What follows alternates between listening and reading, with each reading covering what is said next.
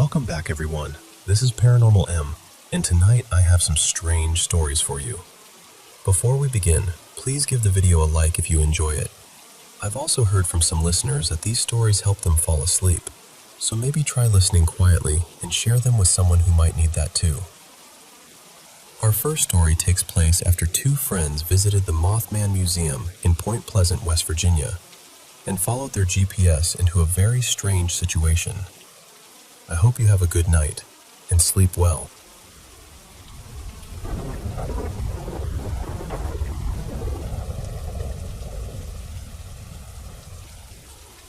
I want to tell you about something that happened when my friend Mara and I drove out to Point Pleasant, West Virginia to visit the Mothman Museum.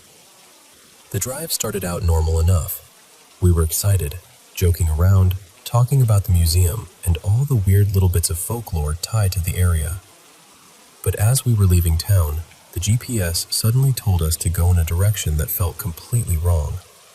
We both kind of looked at each other, but we followed it anyway. I mean, the GPS usually knows better than we do, right? About 20 minutes later, it told us to turn down a road that just was not there. There was no road, no driveway, nothing that looked even close to a turn. The only place we could pull into was this small, ungated cemetery tucked off the side of the road. It was quiet, really still, and we figured we would just circle around and get back on the main road. But as we were turning around, Mara noticed a pile of feathers near the edge of the cemetery. Not just a few feathers scattered around. It looked like someone had dumped them there, almost like the remains of a whole bird, except there was no blood, no body, no mess. Just feathers. She got out and picked some of them up. I remember thinking that was strange, but before I could really say anything, she started walking toward the tree line.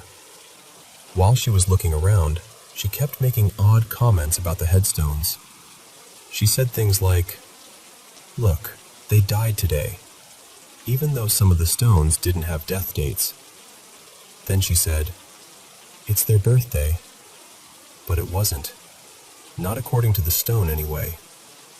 At the time, I thought maybe she was just reading them wrong. But later, when we were back in the car, she told me she had felt disoriented, detached, like she could hear me talking but the words weren't landing. She said it felt like she wasn't fully in reality, like she was dreaming with her eyes open. While she was near the trees, I started getting this awful feeling in my stomach. Not fear exactly, but that deep, heavy warning feeling you can't really explain. So I walked toward her. She was only a few feet away from me, standing by a creek just beyond the edge of the cemetery. She said it looked pretty, and mentioned wanting to take pictures to send to her dad. Then, as I got close enough to be near her, she suddenly turned pale and looked startled. She said, "It ran off." I asked her what she meant. She said there had been a person there, or at least something shaped enough like a person that her brain tried to call it one. She said she had heard movement first, like something shifting in the brush. Then she saw a leg. Just one leg. Barefoot, hairless, extremely pale. It looked clean, which bothered her. She kept saying that part later. The leg was too clean for someone who had supposedly been standing in the woods near a creek. She said whatever it was had on bright blue pants, not jeans, but something much brighter. The pants looked torn or cut short enough that she could see part of the calf. And the second I walked close enough that it would have been able to see me, it ran. I never saw it, but I saw her face, and I felt that knot in my stomach tighten. That was when I told her to throw the feathers out of the car. She didn't want to. At first, she really didn't want to. She said they were beautiful and she wanted to keep them. But it wasn't just that. She admitted later that she felt like she needed to keep them, like there was some pull telling her not to let them go. I made her put them back outside before we left the cemetery. The second the feathers were out of the car, we got out of there. As we drove away, Mara looked back toward the place where she had seen whatever it was. There were no houses there, no shed, No yard, nothing. Just an open field and the woods beyond it. If a normal person had run that way, we should have seen them. We kept following the GPS, avoiding the road that didn't exist. About a mile later, we saw a historical marker and turned around to read it because it mentioned Mark Twain. After that, we went back the direction we had originally thought we were supposed to go. And later, we confirmed that our original route had been right all along. The GPS had taken us out there for no clear reason. Even after we left, Mara kept saying she didn't feel normal. She said she felt wrong somehow, out of it. Exhausted all at once, like the energy had just been drained from her. She even said she felt a little sick. I had never seen her like that before. I know there are a lot of strange stories tied to the Appalachian Mountains, and I know Point Pleasant already carries its own heavy folklore. But this felt different, quieter, stranger, like something wanted us to stop there, just long enough for Mara to notice it. And I still don't know what she saw.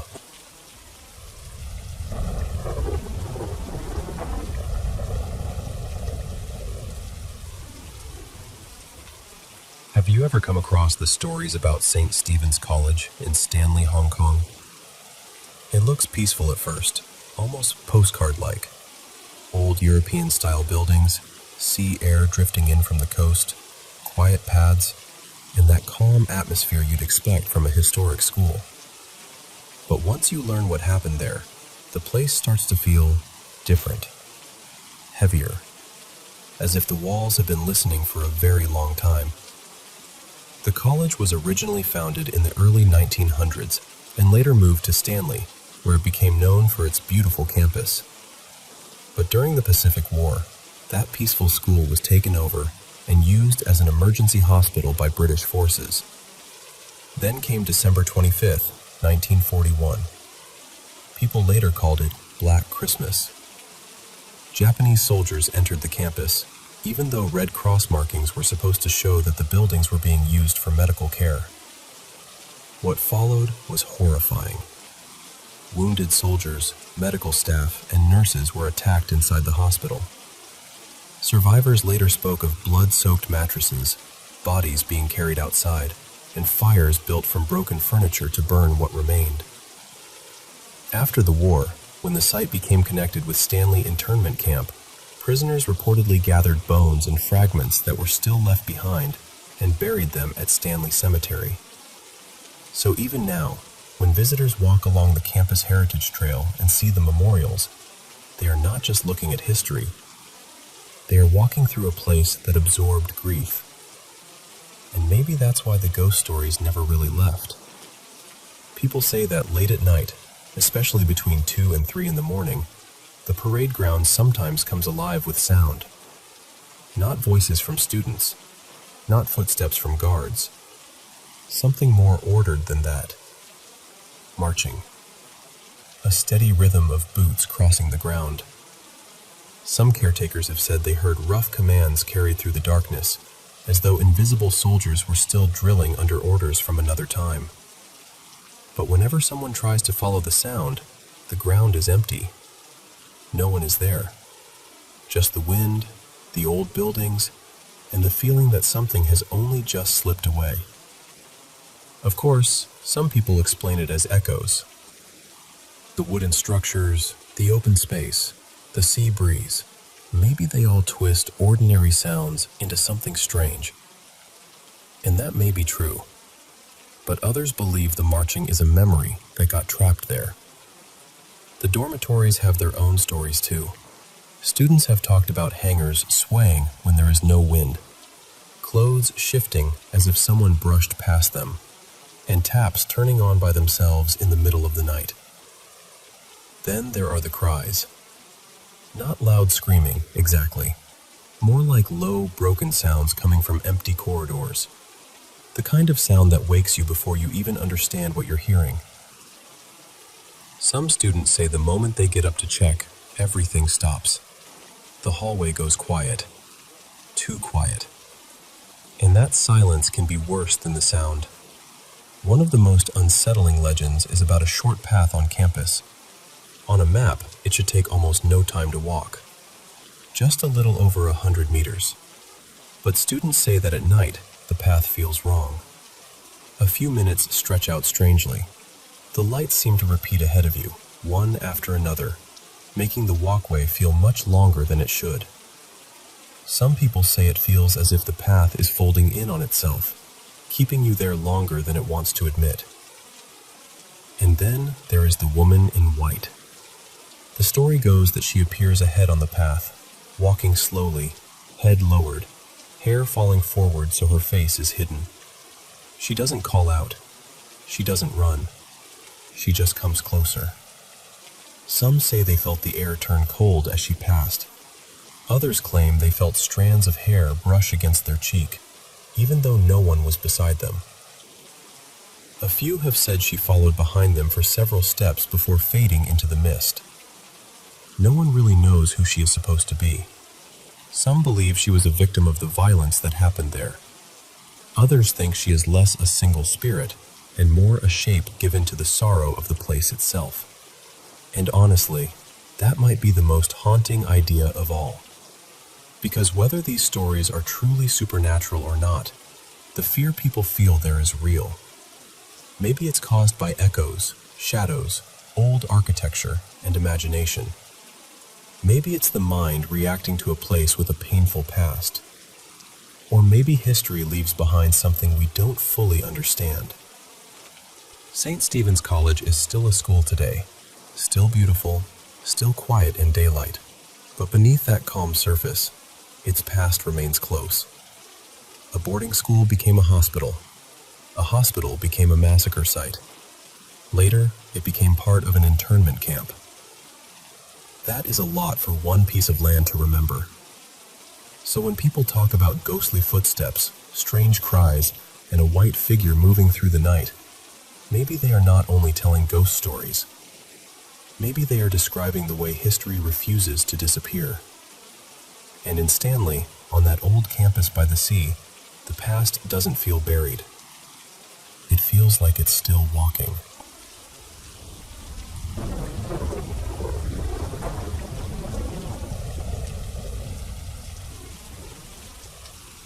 I'll give you a little background first, because I think the history of the house matters.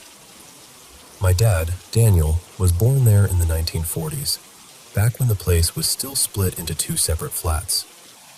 His mom lived downstairs, and an older religious couple rented the upstairs flat from her.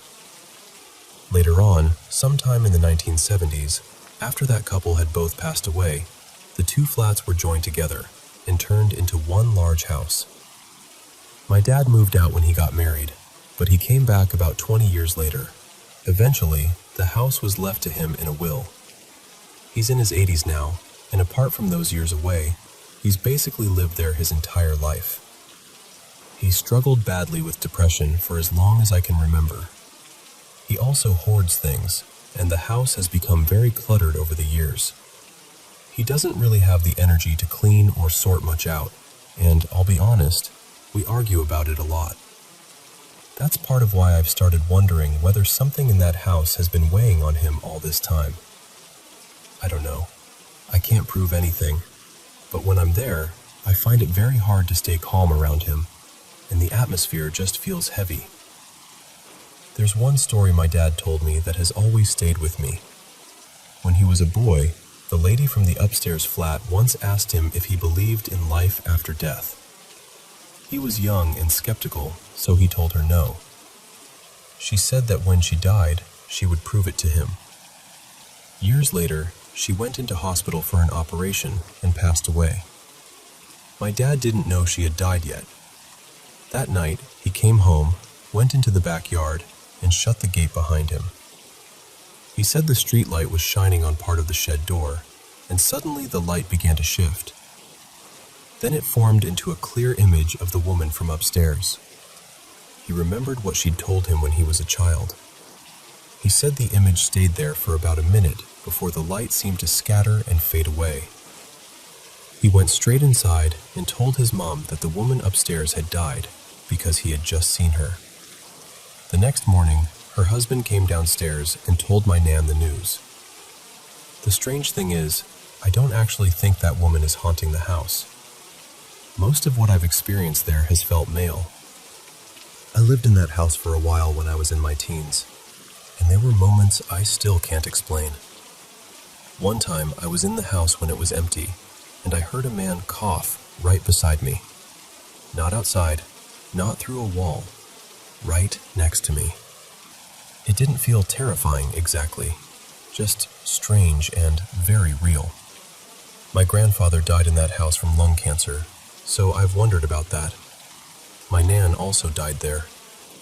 Another time, I woke up in the middle of the night and saw a woman standing on the landing outside my bedroom door.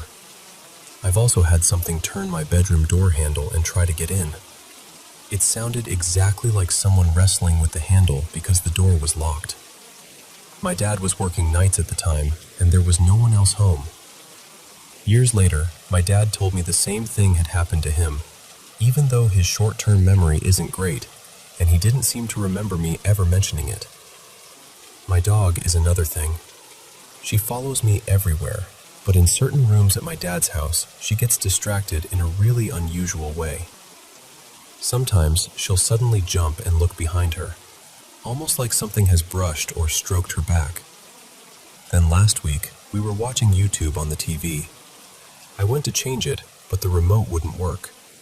I assumed the batteries had died, but when my dad opened the back, the batteries had been turned around the wrong way. Neither of us had touched them. A few weeks ago, I was decorating at his house. My brother stopped by for a while, and then later we both went home. I've never thought my own house was haunted, but that night, standing in my kitchen, I suddenly had the strongest feeling that I was being watched. The whole room felt gloomy, almost pressed down. It was really unsettling.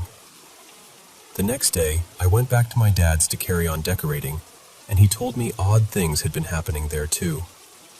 He'd heard footsteps in the hall and tapping behind his head while he was sitting down. Later that same day, my brother called me. He said his wife had been woken in the night by doors slamming in their house. My dad's house has always felt cold and dark. Upstairs, especially in the bathroom and the room that leads into it, I always feel like there's something there. The rooms feel full, even when they're empty. I get this strong sense of being observed. From what I understand, those rooms would have once been the lounge and kitchen of the couple who lived upstairs, including the woman who appeared to my dad after she died. There's always tension when I visit. It's like the disharmony rises up almost as soon as I walk in. Back in the 90s, we had a priest come out and say a prayer, but he wasn't a deliverance minister, and honestly, he didn't seem very confident about it. Whatever he did, it didn't really change anything. I'm trying to clear the place now. I've been slowly cleaning it out for the past 6 months, and I'm hoping that removing the clutter will help shift some of the energy. I've thought about smudging, prayers, maybe using the Lord's Prayer because there does seem to be a religious thread running through some of this. Mostly, I just want the house to feel lighter. I want peace in there. I want harmony back, if it ever really had it. And I'd be grateful for any genuine advice on how to cleanse the place properly and finally help whatever is lingering there move on.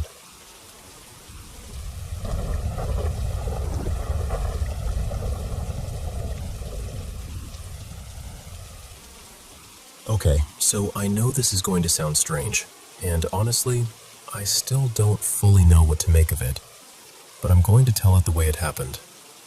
I called this a precognitive dream, even though in a way, it feels like the opposite. That was just the closest label I could find for it. I don't usually have vivid dreams. Most of mine happen in the same 2 places, either my childhood home or my old elementary school. But about a year ago, I had this dream that took place in the driveway of the house I grew up in.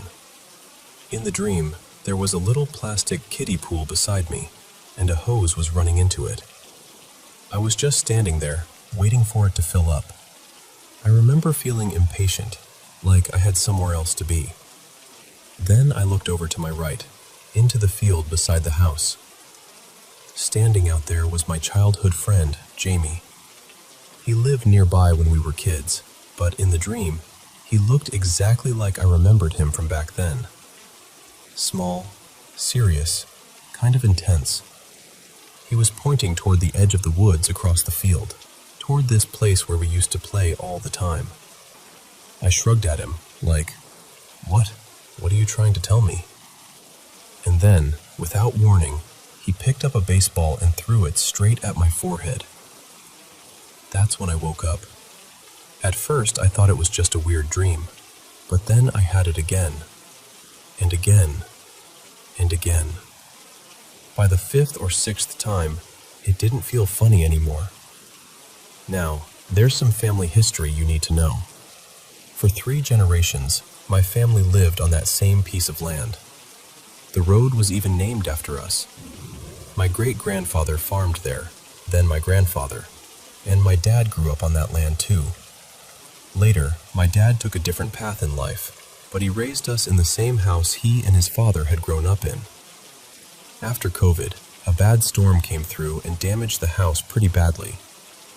Eventually, my uncles and a few others decided to tear it down. There's also this old family story, almost like our own private legend. Ever since my dad was little, he claimed he would see vehicles outside the house. Trucks and cars, just sitting there near the edge of the property, close to the field.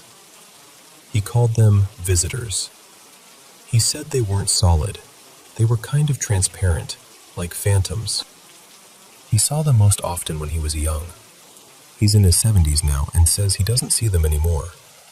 But there was one vehicle he saw more than the others. A red truck. That detail became such a familiar story in our family that it actually influenced my brother later. He ended up getting a red truck partly because my dad had talked about that phantom truck for so many years. So, back to the dream. Because I'm religious, I do believe dreams can sometimes carry more meaning than we understand. And after having that same dream over and over, I started wondering whether something was trying to push me back toward those woods. I didn't want to go alone. The place is way out in the middle of nowhere, and I hadn't been there in years. So I asked my brother to come with me, since he had played in those woods as a kid too. We drove out there, down this long dirt road, and eventually we saw the old tree line come up in the distance. But when we got there, something was wrong.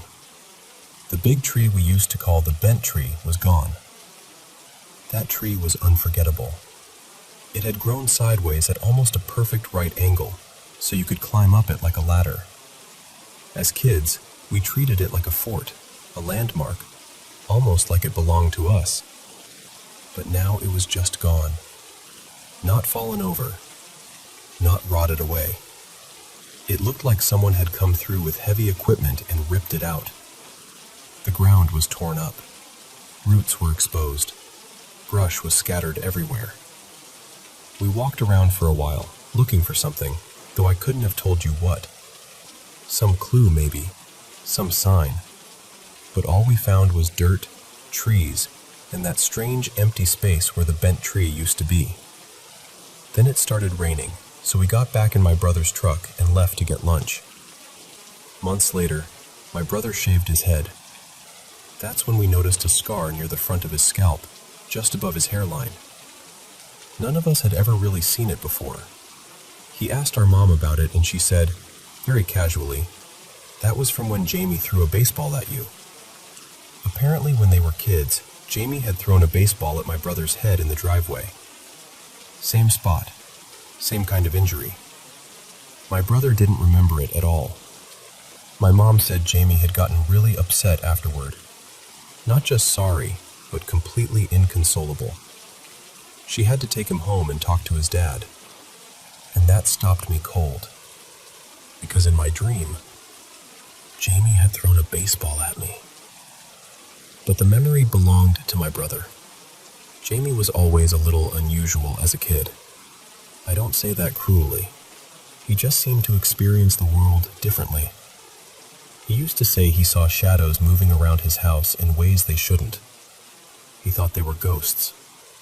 Sometimes he would show up at our house in the middle of the day because he was too scared to stay in his own. I don't know much about what was happening in his home. I barely remember seeing his dad, and I don't remember his mom at all. His house is gone now too. It was torn down years before ours was. Jamie moved away a long time ago, and I haven't been able to find him online or get in touch with him. So after we found out about my brother's scar, I started putting all the pieces together. My dad saw phantom vehicles as a child. Jamie saw strange shadows as a child. The red truck my dad saw most often matched the truck my brother would eventually own. I had a recurring dream about one of my brother's forgotten memories. And in that dream, Jamie pointed toward a tree that no longer exists. And I know how this sounds. I really do. But part of me wonders if Jamie and my dad weren't seeing ghosts at all. Maybe they were seeing the future. Maybe my dad, as a little boy, saw my brother's red truck decades before it existed, parked out there during the demolition of the old house. My brother was there constantly during that cleanup, using that big diesel truck to haul things away. Of course, there's a weird loop in that, because my brother may have gotten the truck because of my dad's old story in the first place. So maybe it's a paradox. Maybe it feeds itself. I don't know. And with Jamie, I wonder if something even stranger happened.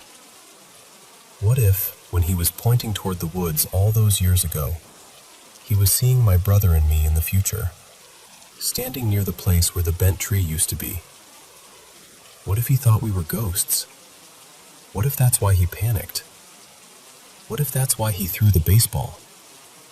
I can't prove any of this. I know that. But I also can't shake the feeling that all of these things are connected somehow. And then there's the tree. Where did it go?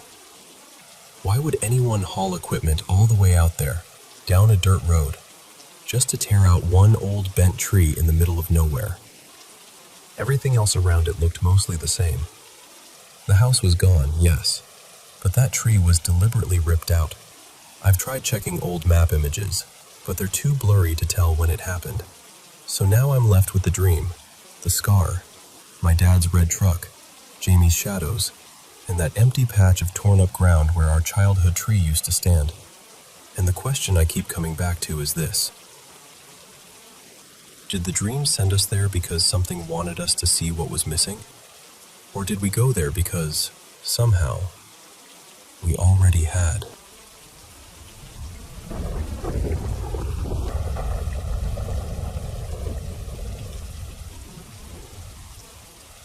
Lately, I've been thinking a lot about the patterns in my life. I still live at home with my parents and my two older brothers. I'm 32, and they're 34 and 36. None of us are married, and in my culture, it's pretty normal to stay with family until marriage, or unless work or school takes you somewhere else. But for us, none of those things really happened. We all work from home, so over time, we just stayed. And because of that, the house has become very routine-based. Almost too routine-based. My brothers have these very fixed schedules. They wake up around the same time, eat around the same time, work around the same time, even use the bathroom around the same time. It's so consistent that I'll run into them at these strangely exact moments, even when I'm not following a strict schedule myself. And I know that might sound like nothing, just a normal family crossing paths in the same house. But sometimes it feels too precise to be random. For example, one day I was driving back into the neighborhood, and at that exact moment, one of my brothers, Darren, was jogging down the sidewalk. We both ended up turning onto our street at the same time. Another time, I randomly woke up early on a Sunday, around 7:40 in the morning, just to use the downstairs bathroom. And right then, my dad walked in and went straight into the kitchen beside it. I know those things can be explained away as coincidence. I used to explain them away too. But then I remembered that my mom used to notice the same thing years ago when I was a teenager. She would say that my dad somehow came home at the exact same time I did, or at the exact same time one of my brothers did. She brought it up more than once, maybe 10 or 15 years ago. Back then, I brushed it off. I thought she was reading too much into it. Now I'm not so sure. I've noticed similar things with my dad. There are so many little moments where we cross paths at strangely exact times, even when there's no obvious reason for it. And sometimes, especially when I'm in a good mood or really focused on something, it feels like he suddenly becomes more active around me. Like his presence shifts into the room right when I'm trying to settle into myself. And the more I've noticed it, the more unsettled I've felt. What's hard is that this same emotional pattern showed up in my last relationship too. I dated someone who reminded me a lot of my dad. He was very rigid in the way he thought. He rarely took accountability. He always needed to be right, even when the conversation wasn't about winning. He didn't have much of his own social life either, so it felt like he centered a lot of his world around me. And without meaning to, I found myself pushing him to be more ambitious, especially financially. That reminded me of the way my mom has pushed my dad over the years. It felt like I had somehow stepped into the same dynamic I grew up watching. That realization really bothered me. My ex, Adrian, would often wait around for me instead of building a fuller life of his own. And when we argued, it was exhausting. He would turn one specific issue into a broad generalization, almost like he was trying to dodge the part where he might have been wrong. Eventually, I realized I wasn't happy. I wasn't just unhappy with him. I was unhappy with the pattern. Because my dad can be like that too. He makes so much revolve around me, but then avoids taking real accountability. He'll playfully blame things on me, in a way that's supposed to seem harmless, but after a while, it doesn't feel harmless. It feels familiar in a way I don't want. And that's what confuses me most. This doesn't feel like one isolated relationship. A lot of the men who've shown interest in me seem to carry some version of the same issues. Rigidity, emotional dependence, avoiding responsibility, wanting closeness but not really having their own foundation. So I've started wondering whether I'm part of the pattern too. Not in a blaming way, but in a serious way. Like maybe something in me recognizes this dynamic because it's familiar. And maybe familiarity keeps pulling me back toward people I don't actually want to build a life with. At the same time, I've seen examples of the kind of person I do want. Someone like Adrian's younger brother, for instance. He seemed more grounded, more independent, more capable of carrying himself. Seeing that made me feel like what I want does exist. It's not imaginary. But somehow, it still feels just out of reach. So overall, I feel stuck. I'm still living at home, surrounded by routines that feel repetitive and hard to breathe inside. I keep noticing these strange overlaps, these emotional echoes, these dynamics that seem to repeat themselves in my family and in my dating life. And I guess what I'm trying to figure out is how to step out of it. Not dramatically. Not all at once. Just enough to start feeling like my life is actually becoming mine.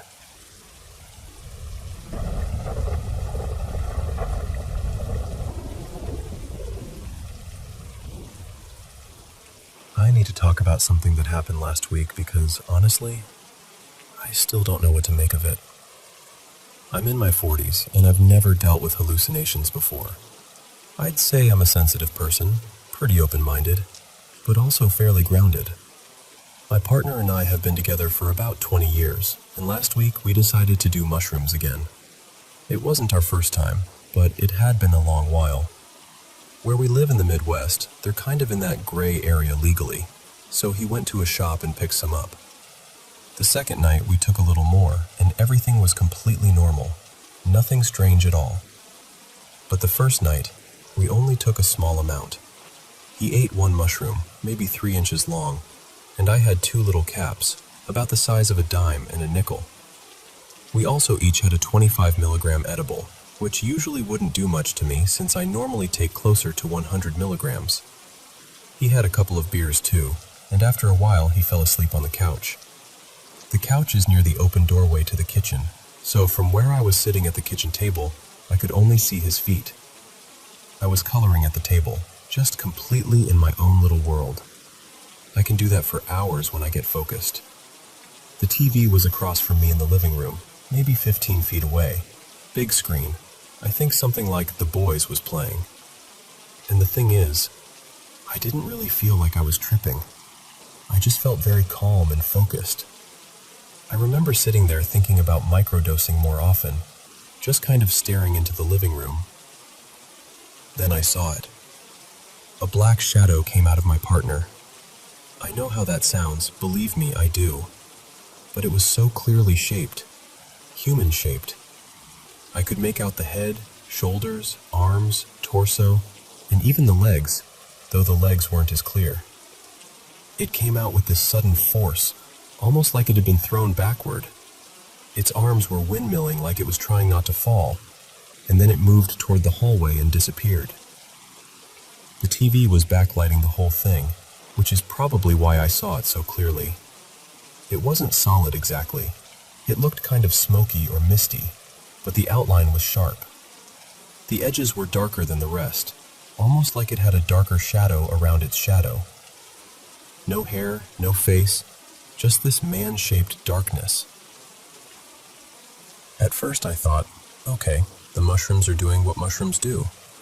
I'd never seen anything like that before, especially on such a small dose, so part of me was actually curious. But then, I felt this very strong urge to get up. It didn't feel like a normal thought. It felt like something inside me said, go, do it now. So I went into the living room, stood over my sleeping partner, and told whatever it was that it needed to leave. I told it it wasn't welcome in our home. Then I made the sign of the cross over him. And that's when the whole feeling changed. I went back to the kitchen table. My dog was standing about 5 feet in front of me, right in the doorway, and we were both facing the living room. It honestly felt like we were waiting for something. Then that thing came around the corner. It moved toward my dog like it was going to hit him. It stomped, or at least made a motion like stomping, and raised both fists. It lowered itself right into my dog's face, and my dog reacted. He pulled his head back fast, exactly like he was seeing what I was seeing. That was the moment I stopped feeling curious.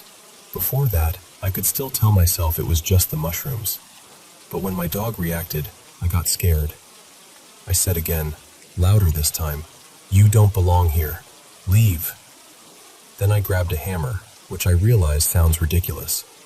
I don't know what I thought I was going to do with a hammer against a shadow, but I was scared, and my brain just went for the nearest solid object. After that, it moved toward the fridge. I couldn't see it clearly anymore, but there was this loud bang, like something hit the refrigerator. Both dogs started barking like crazy. We have 2 dogs, but it had only gotten in the face of one of them. My partner slept through the whole thing. Didn't stir, didn't wake up, nothing. And the entire thing happened fast. From the moment I saw it come out of him to the bang near the fridge, I'd say it was maybe 3 minutes. I'm not deeply religious. I believe more in reincarnation than anything else. But after that, I found myself looking up prayers. I walked through the house saying an exorcism prayer I found online, because I honestly didn't know what else to do. And I know how this sounds. It sounds absurd. It sounds like the kind of story people roll their eyes at.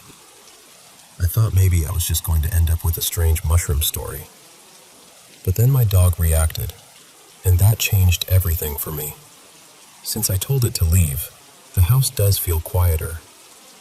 More peaceful, maybe. The dogs had been barking at random things a lot lately, and that seems to have settled down some. Now I'm sitting here wondering what actually happened. Was it something connected to my partner? Was he having some kind of out-of-body experience and I interrupted it? Was it something darker? Should I bless the house? Should I put crosses above the doorways? I just don't know. And just to be clear, we're not reckless people. We don't do hard drugs. No meth, no crack, no coke. Just weed, mushrooms once in a while, and some alcohol. He works full-time doing windshield repair. I work in retail management. We have a 4-bedroom home, and 1 teenager still living with us. I'm saying that because I want it understood that I'm a responsible, clear-headed person. But this happened. And now I'm trying to figure out what I saw, what my dog saw, and what I'm supposed to do next.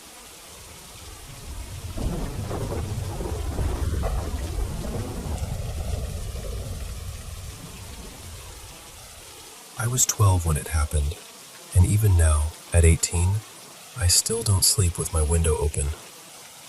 I had just come back from a holiday in Malta, and while I was there, I'd made friends with a boy named Luca.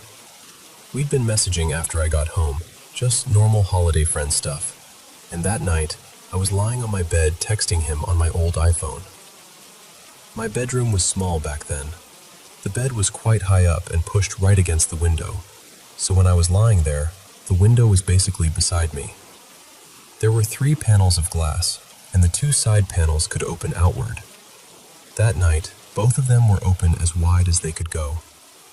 My curtains were the kind that split in the middle and pulled out to each side, and they were partly drawn. I remember hearing the curtains move. At first, I just glanced up and thought it was the wind. But when I think back to it now, it didn't look like a normal gust moving fabric. It looked more like someone had gently pulled the curtain to one side, without actually dragging the whole thing across the rail. Just this strange little shift, like fingers had touched it. I ignored it. I went back to texting. Then, a few seconds later, I heard this soft sound on the bed beside me. Not loud, not dramatic, just the kind of sound a mattress makes when weight is put onto it. I looked to my left, and I saw the mattress pressing down. There was no foot there, no person, nothing I could see. But the mattress was dipping exactly like someone had stepped onto it with their full weight. My teddy bear was beside me too, and its face was being pushed down into the bed at the same time. That was the moment my brain seemed to put everything together. The curtain, the sound, the mattress, the teddy bear. And I just knew something was there.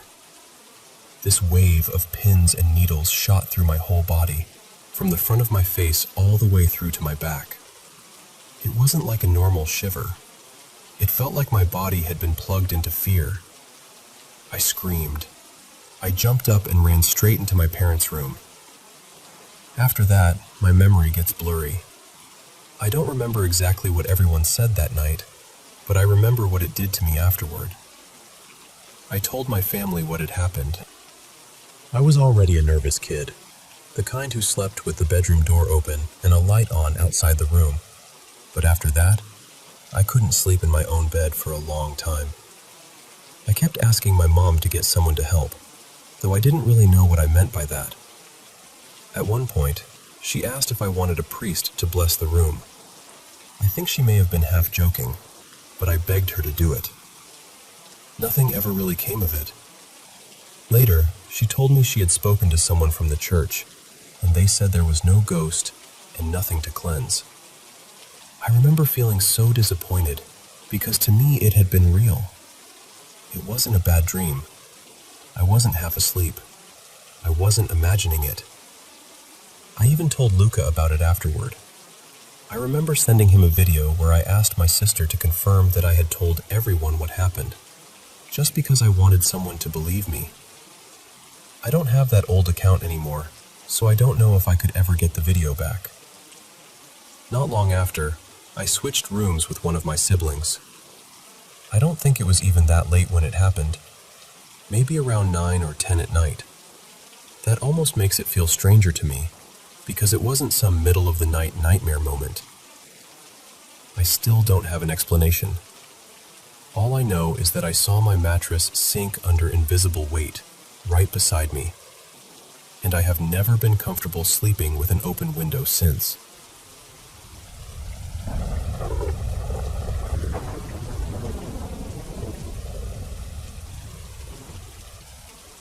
So, for my birthday in October 2024, my partner and I decided to go to New Orleans for a long weekend.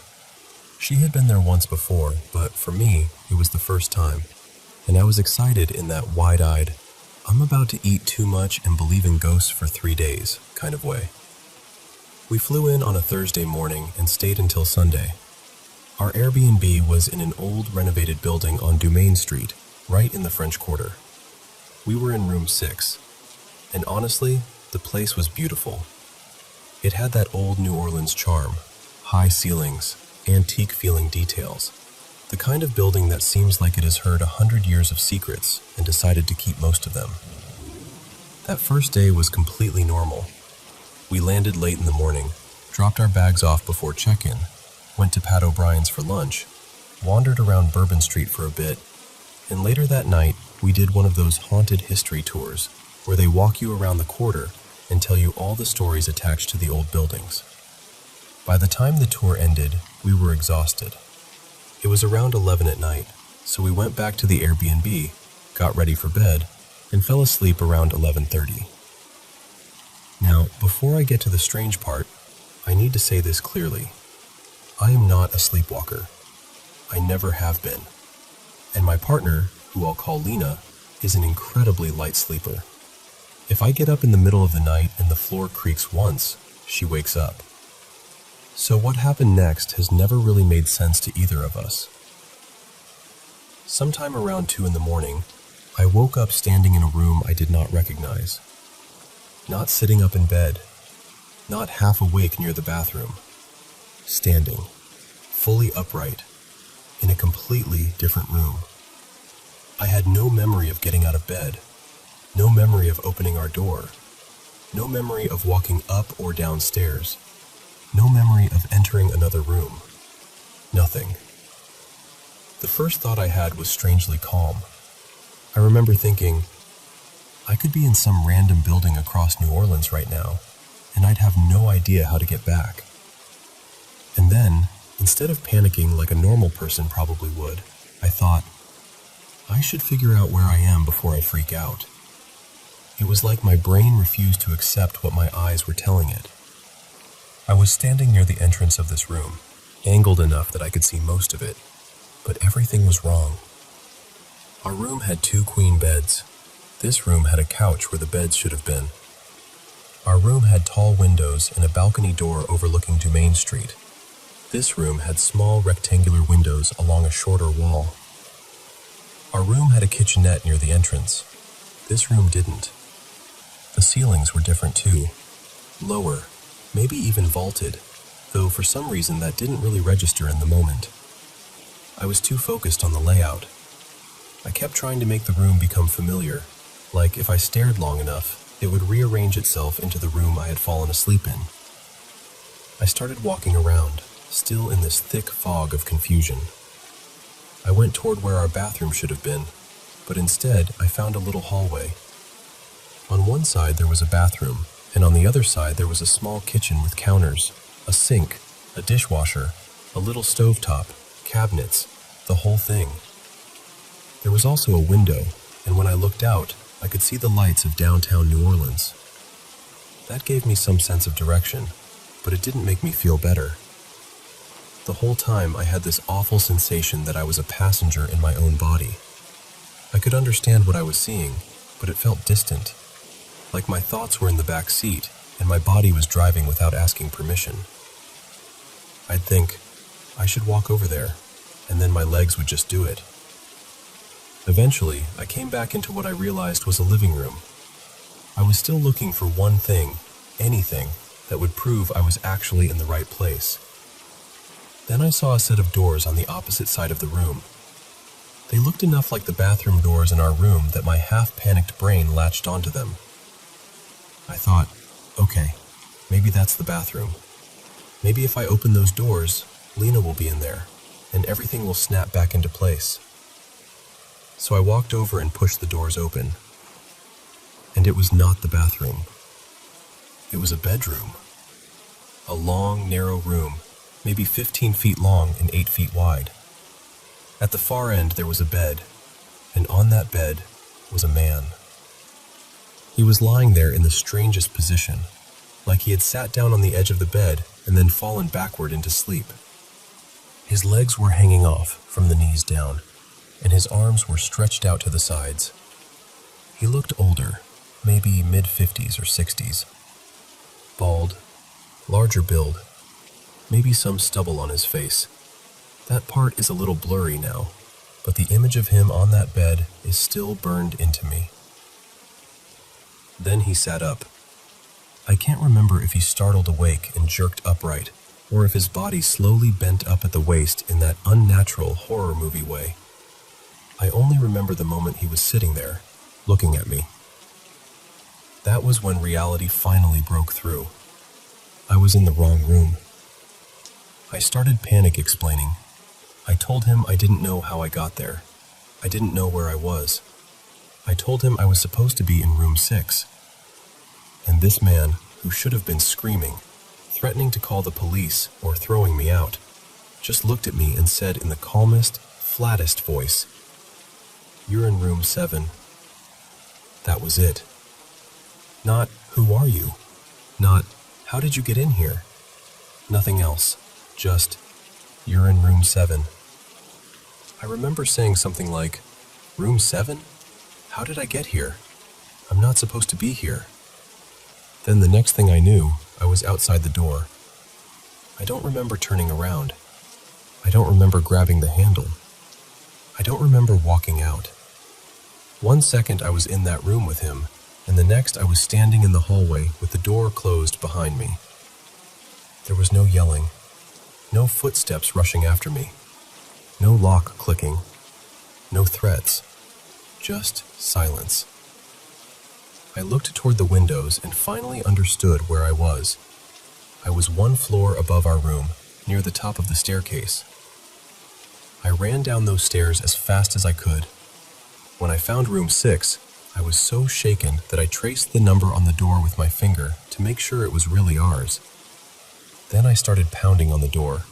Closed fist, knees, feet, whatever. I was desperate to get inside. For a second, I worried I was going to wake up the whole building and get us kicked out. But honestly, at that point, seeing another living person felt better than being alone in that hallway. After maybe 45 seconds, though it felt much longer, I heard Lena's voice from inside. "Hello?" And I was so freaked out that I didn't even say, "It's me." I just managed to breathe out, "Let me in." Thankfully, she recognized my voice and opened the door. She was standing there holding a fire extinguisher like it was the only weapon available in the room, which, to be fair, it was. She had woken up to me pounding on the door and realized I wasn't in bed. Her first thought was that someone had broken in, taken me, and come back for her. I told her I had woken up standing in the room above us, and that was when I realized I was soaked. My shirt, pajama pants, underwear, everything was drenched in cold sweat.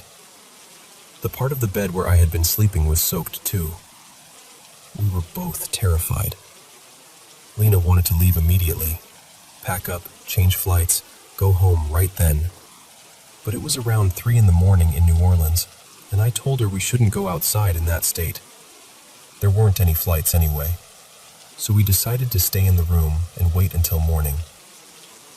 I got back into the wet side of the bed, which was just as miserable as it sounds, and started searching for anything about the building.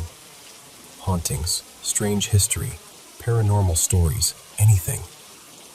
The only thing I found was some mention of a little girl ghost who supposedly moved things around. Nothing about possession. Nothing about an older man. Nothing about people waking up in the wrong room. I'm not especially religious.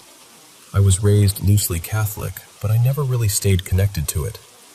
Still, I fell asleep repeating the one prayer I could remember, because at that point, I was ready to accept help from any department of the invisible. The next morning, we woke up and barely spoke. We made coffee and went for a walk. Eventually, we ended up sitting quietly in Jackson Square, trying to talk ourselves into a rational explanation. Maybe I sleepwalked for the first time in my life. Maybe I somehow guessed the code to another door. Maybe someone left a room open. Maybe my brain invented half of it. None of those explanations felt right, but we decided to push it aside and enjoy the trip. We also stopped at Marie Laveau's shop, which I know is touristy, but in that moment it felt like the only place we knew to go for some kind of protection. We bought this little blue stone with instructions to dissolve it in water and place the mug under the bed to ward off bad energy while sleeping. And honestly, nothing like that happened again. Later, we started trying to make light of it. We decided that if there was something in the room, we should probably get on its good side. We jokingly named it Gus, because calling it the entity felt like giving it too much power. There was a little round table near the windows, so we made that the offering table. I figured if Gus was old, maybe he hadn't had a drink in a while, so I opened a canned seltzer and left it there. Then I added a nicotine pouch, because apparently my ghost diplomacy strategy was gas station charcuterie. It felt ridiculous, but also weirdly right. The next morning, we kept the bit going and left a cup of coffee on the table for Gus. That was when the second strange thing happened. I took a coffee cup from a drawer in the kitchenette, walked it over to the offering table, set it down, and started walking toward the bathroom. The moment my leg lined up with the drawer I had just opened, it slid out smoothly and gently bumped my left leg mid-stride. Not slammed, not jerked, just opened and tapped me. Lena didn't see it happen, but I told her right away. And somehow, instead of being terrified, we both got excited. It felt like a response, like a little thanks, or maybe even an apology for whatever had happened the first night. The strangest part came later, though. That same morning, we realized there was construction going on in the room above us. There wasn't supposed to be a guest staying there. We hadn't seen anyone coming or going the entire time. Eventually, I went upstairs to look at the room again. No one was there. And the door number was not 7. It was 9. Every room in the building had a digital lock that required a code. I still have no idea how I got inside that room. I don't know why the man said it was room 7. I don't know why I saw him there at all. After we got home, I looked up the Airbnb again. The updated pictures showed the room above us after renovation, and the layout matched what I remembered. The kitchen, the living room, the shape of the space, all of it. But some details had changed. The doors I pushed open to find that bedroom were gone. The furniture was different. There were rugs and tables that hadn't been there when I saw it. I still haven't found any other stories like mine about that building. The historic New Orleans Voodoo Museum is right next door, which may mean nothing, but after that weekend, it's hard not to let your mind wander. I know how strange it sounds. I know there are probably people who will say I sleepwalked, dreamed it, or filled in the blanks afterward. But I can still close my eyes and see that room. I can still feel the hallway outside the door. And I can still hear that man's voice, calm as anything, telling me, "You're in room 7. The wildest part is that I still love New Orleans. Lena and I have even talked about going back in October. And, believe it or not, part of us is curious enough to stay in that building again.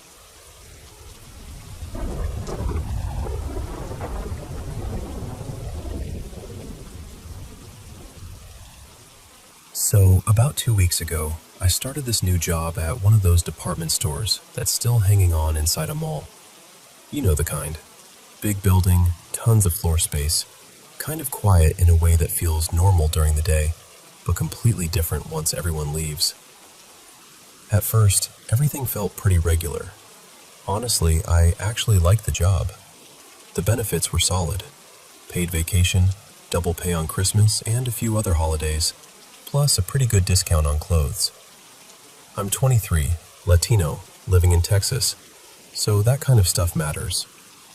A decent job with benefits is not something I'm going to complain about. The work itself is simple enough. I help the sales associates when they need something, troubleshoot little issues, make sure the store stays clean, and handle opening or closing tasks. Most of the heavier stuff happens before people arrive or after everyone is gone. Usually, I have another person working with me, but the store is huge. Like, huge enough that you can both be on the same shift and still not see each other for almost the whole night unless you're doing something together or calling for help. I don't scare easily, but I'll admit, being alone in a big, empty store can feel strange. Especially when I have to go into the back stock rooms. There are these long hallways and connected rooms, and sometimes you have to walk through 3 or 4 areas just to grab one piece of equipment. I always told myself it was just that weird feeling people get in liminal spaces. I figured it was nothing, just my brain being dramatic. By the end of my first week, I was starting to get comfortable. I knew where things were, I had the routine down, and I felt like I was getting the hang of it. Then that Sunday happened. We close earlier on Sundays, and part of my job that night was polishing the floors with this big floor cleaning machine. It's basically this bulky mop machine that you push through the whole store. It takes forever. There were 3 of us closing that night, and somehow we decided to settle the chores with rock, paper, scissors. I lost, of course. One coworker got the restrooms, the other handled the doors, and I got stuck with the floor machine. They left around 6:10 or 6:15, but I couldn't start right away because there was still this older woman wandering around like she didn't realize the store was closed. Once she finally left, I got going. It was probably around 6:25 by then. I put my headphones on and started on the first floor. Everything was fine. Quiet, empty, normal. After I finished that level, I took the elevator up to the second floor. Now, the second floor is usually dead after closing. It's mostly home goods and some clothing sections, and those departments don't take as long to shut down. The sales associates up there are usually gone pretty quickly, unlike downstairs where they sometimes stay late counting cash. So I wasn't expecting to see anyone. I started running the machine near the middle of the store, close to the escalators, and that's when I saw it. Across the floor, several clothing racks moved. Not just a little shake either. They moved hard, fast, violently. The clothes swung, the hangers clattered, and it looked like something had rushed between the racks. The best way I can describe it is like an animal had darted through the aisles, low and quick. Except I didn't see an animal. I froze. For a second, I just stood there with my hands on the machine, trying to understand what I had just seen. Then I pulled my headphones off, because whatever had moved through there had made enough noise that I could still hear the hangers rattling. I texted my coworkers right away and asked if they were messing with me. While I was waiting for them to respond, I looked over the railing toward the first floor. It looked empty. Then I saw one of the sales girls leaving, so I called down and asked her if anyone was still upstairs. She looked confused and said no. I asked if there were any customer service people still around, or anyone else closing besides me. She said the only person left was the closing manager. That's when I felt the goosebumps start. Real ones. The kind that make your skin feel too tight. I looked back toward the racks, but nothing came out. Nobody walked away. Nobody ran. No customer. No associate. Nothing. And listen, I was not about to go investigate like I was in some cartoon mystery. I know better. I'm Latino. We do not go chasing weird noises after closing in an empty store. That is how you become the warning story. I did walk around a little, just enough to see if maybe someone was hiding or trying to sneak out. I thought maybe it was a customer trying to steal, or an associate rushing through to grab something. But there was no one. The customer elevators had already been turned off, so the only way down would have been the escalator or the employee area in the back. I didn't see anyone. I didn't hear footsteps. I didn't hear a door. just the last little clinking of hangers settling back into place. After that, I cut the job short. I took the machine back, went straight down to the employee area, and stayed there until the closing manager was ready to leave. When we walked out, it was just the two of us, and I still have no idea what moved those racks.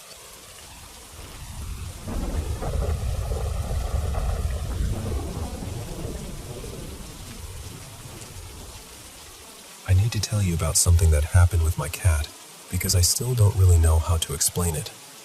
She's white and gray, with this unusual pattern in her fur. I've only ever seen one other cat online that looked even close to her. She's usually my little shadow. She follows me from room to room, yells at me for attention, asks for pets constantly, and she's honestly one of the sweetest, silliest little creatures I've ever known. But a few nights ago, I was in the kitchen making food, and out of nowhere, this awful feeling came over me. It was dread. Pure dread. I suddenly felt like I was being watched, and not in a normal way. It felt like something terrible was about to happen, like I had 1 second before everything went wrong. I started looking around the kitchen, trying to figure out what had set me off. And then I saw her. My cat, or what looked exactly like my cat, was standing on top of the laundry basket. I can't explain this next part in a way that makes sense, but the second I saw her, my heart just dropped. I felt the most intense fear I have ever felt in my life. She didn't look injured. She didn't look distorted. She didn't look strange at all, at least not on the outside. But something about her felt wrong. And my cat has startled me before. She sneaks around, she pops up in weird places, she does all the normal cat things. But this was different. This wasn't a quick scare. This was my body telling me very clearly that something was not right. Still, I tried to act normal. I started talking to her the way I always do, telling her she was pretty and sweet, using that ridiculous voice people only use with their pets. Then I walked over to the drawer where I keep her food packets. Normally, she would have launched herself off whatever she was standing on and come running over, meowing like she hadn't eaten in 3 years. Even when she doesn't want food, she still comes over just to rub against my legs. But she didn't move. She just stood there on the laundry basket, staring at me. I poured some food into her bowl. Still nothing. At that point, I was still shaking, but I started worrying about her more than myself. I thought maybe she was sick, or maybe she'd hit her head somehow. So I went into the living room, sat down, and patted my lap, calling her over. Nothing. She didn't blink much. She didn't meow. She didn't shift her weight. She just kept watching me. So I got up and slowly walked toward her, asking, "Are you okay, baby?" I reached out to pet her head, and she hissed at me. She didn't swat. She didn't crouch. Her ears weren't flat. Her tail wasn't puffed up. Her back wasn't arched. She didn't look scared or defensive at all. She just hissed.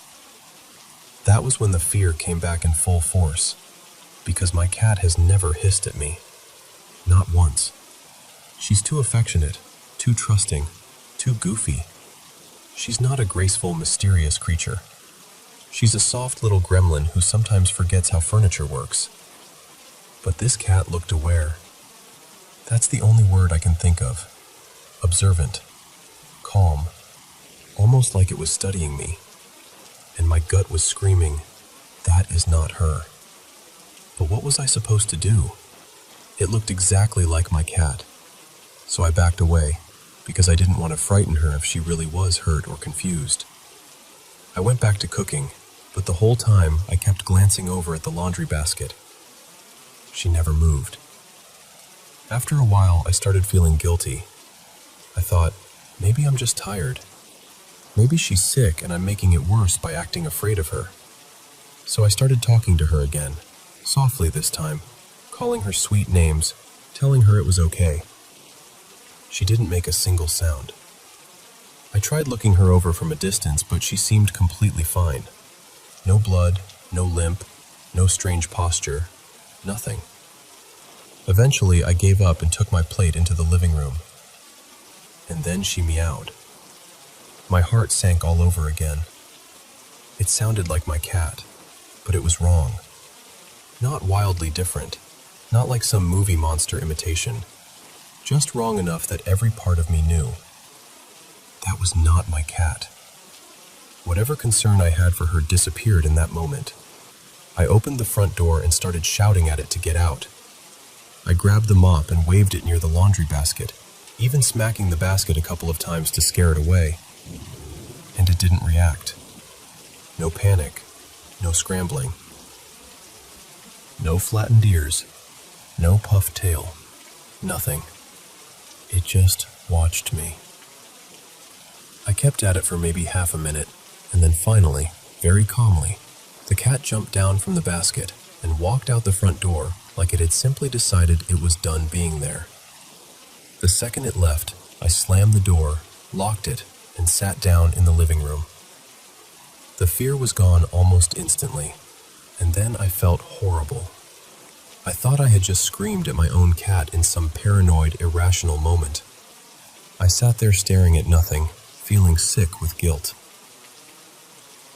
A few minutes later, I heard a soft little thump from the kitchen. I looked over, and there was my cat, standing on the counter. This time I felt nothing. No fear, no dread, just shock. She saw me looking at her, jumped down, ran straight to me, and started meowing and rubbing all over my legs like she always does. Loud, affectionate, needy, completely normal. That was my cat. I keep trying to explain it logically.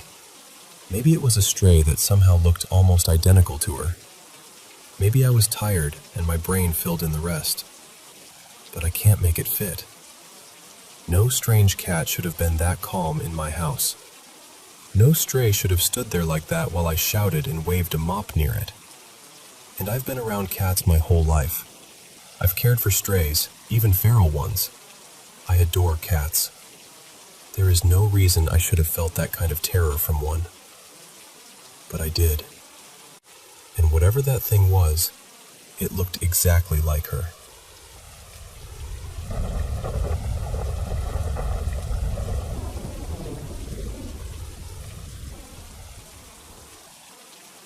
I want to tell you about a story they still whisper around Sayward, especially when the fog comes in thick and the trees go quiet. Back in the early 1700s, that place wasn't the peaceful trail people know today. It was raw country, hard country, the kind of place where the rain seemed to live in your bones and the forest could make a person feel very, very small. There was a woman named Elizabeth who came there with her husband, Simon. She hadn't been raised for that kind of life. She remembered open fields, softer weather, the sound of people nearby. But out there, on the edge of northern Vancouver Island, all she really had was their little cabin, the fire in the hearth, and her baby boy, Rowan. And she loved that child more than anything. But loneliness can do strange things to a person. So can silence. And when trust breaks, sometimes it doesn't shatter loudly. Sometimes it arrives in small, cruel pieces. For Elizabeth, it started with the smell of unfamiliar flowers on Simon's coat. Flowers that didn't grow anywhere near Sayward. Then came the distance in his voice, the way he turned his face from her, the way he seemed to be somewhere else even when he was standing right beside her. Then one day, she followed him. She found him with another woman beneath the cedars, and something inside her simply gave way. People say it wasn't just jealousy. It wasn't only heartbreak. It was the long winter, the isolation, the fear, the feeling that the whole world had closed its fist around her. In that broken moment, Elizabeth's mind turned against her. She looked at her life and saw no way out. And in one terrible act, lost in rage and despair, she took the life of the child she loved most. The cabin fell silent after that. No crying, no movement. Just the rain tapping on the roof, steady as a finger on a coffin lid. When Elizabeth understood what she had done, she ran. She didn't run toward help. She didn't run toward the settlement. She ran upward, through the wet brush and black roots, toward the cliffs above the Seymour Narrows. The water below was violent that day, twisting and roaring around the rocks, almost as if the sea itself knew what had happened. When she reached the overlook, she stood there, with the wind tearing at her dress, staring down into the churning water. Then she looked at her arms. Empty. That was when she screamed. They say the sound carried through the trees and over the water, so sharp and full of grief that even the wolves stopped howling. And then she stepped off the cliff. Now, the Ripple Rock Trail is beautiful. People hike it for the views, for the sea air, for that wild feeling you only get when the land drops away beneath you. But some hikers say there are places on that trail where the air changes. They hear a faint clinking sound, like old metal keys swinging from a woman's belt. They feel a sudden cold, even in summer, as if something has passed right through them. And on foggy evenings, some say they've seen her. A woman in a torn gray dress standing near the edge of the bluff. She doesn't look out at the water. She looks down at her arms, holding them as though a baby should still be there. The old people used to say you shouldn't go to the overlook after dark. Not because of the cliff, not because of the trail, because Elizabeth is still there, still searching the fog, still listening for the child she lost.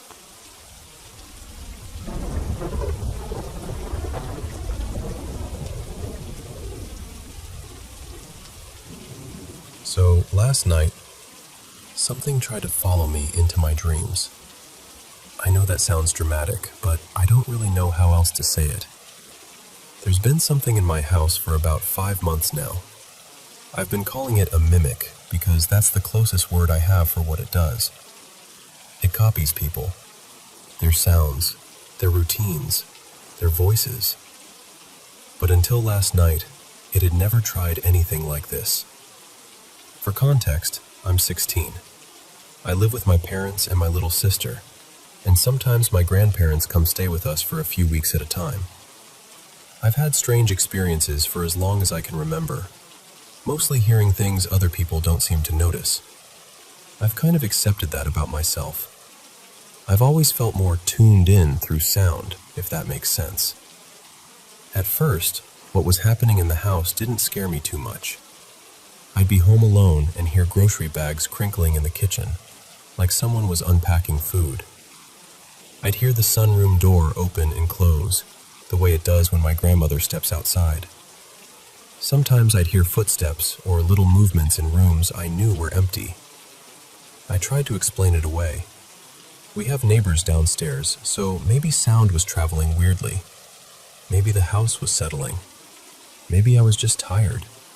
And honestly, I wasn't home much anyway.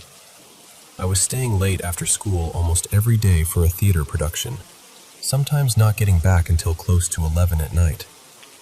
My dad was helping with the same show, and my stepmom would usually be out in the garage working on her writing, so the house already had this strange, half-empty feeling most nights. But then, it started using voices. That was different. One day, I was completely alone, and I heard my stepmom call me from another room. Clear as anything. Not muffled, not distant, not something I could mistake for the neighbors. It was her voice, calling for me. Except she wasn't home. That was the moment I realized this wasn't just random noises. Something was imitating my family. So I decided not to feed into it. I ignored it as much as I could, and I cleansed the house because that felt like the obvious thing to do. After that, I was barely home for about 3 weeks because rehearsals got intense, and part of me thought maybe starving it of attention would make it weaken. It didn't.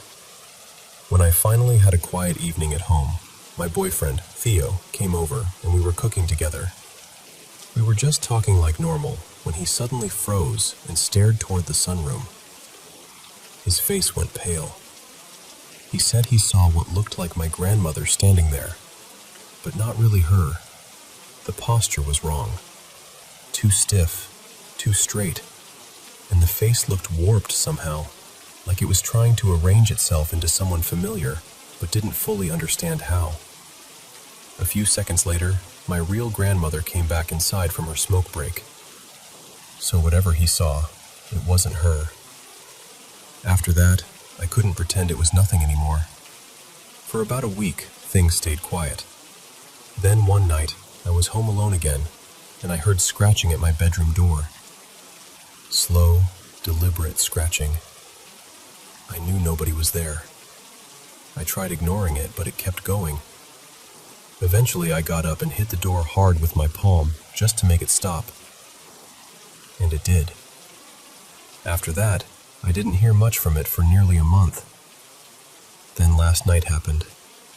I went to bed early, and at first everything seemed fine. I had a dream that was strange, but not exactly scary. I was in the back kitchen of this little diner, cleaning with a teacher and a few friends from school. It felt long, like I was in there for ages, wiping counters and stacking dishes under bright fluorescent lights. But near the end, the mood changed. My teacher started acting cruel. Not just annoyed, but genuinely furious, like something had slipped behind her face and was using her anger as a mask. Then suddenly I was running home with my friends, completely out of breath. And then I woke up. The dream itself wasn't the worst thing. What scared me was how I felt when I opened my eyes. I had this awful, heavy feeling in my body. I recognized it, but it took me a while to place it. It was the exact feeling I've had after the worst nightmares of my life. Not normal bad dreams, but the kind that stay in your head for years and make your stomach turn when you remember them. I've only had a couple like that. But this time, I hadn't actually had the nightmare yet. It felt like one was waiting for me, like if I closed my eyes for even a second, I would drop straight into it. And then, I felt the mimic behind me. I didn't hear it. I didn't see it. But I knew it was there. Somehow that was worse. I stayed completely still and tried to ignore it. But every time I closed my eyes, I saw flashes of faces. Distorted ones. Too close. Too stretched out. I saw animals that looked almost real, except their proportions were wrong in this cartoonish, human way that made my skin crawl. At one point, I swear I felt something in my lap. When I looked down, or thought I did, there was this dog there with bare skin instead of fur, and a nose that was way too large for its face. I've never hallucinated before. Not once. That's what scared me most. Last night made me realize ignoring this thing isn't making it leave. Cleansing the house didn't seem to remove it either. Every time I act like it isn't there, it feels like it gets bolder, stronger, more comfortable. And now it feels like it's not just trying to copy voices anymore. It feels like it's trying to get inside my head.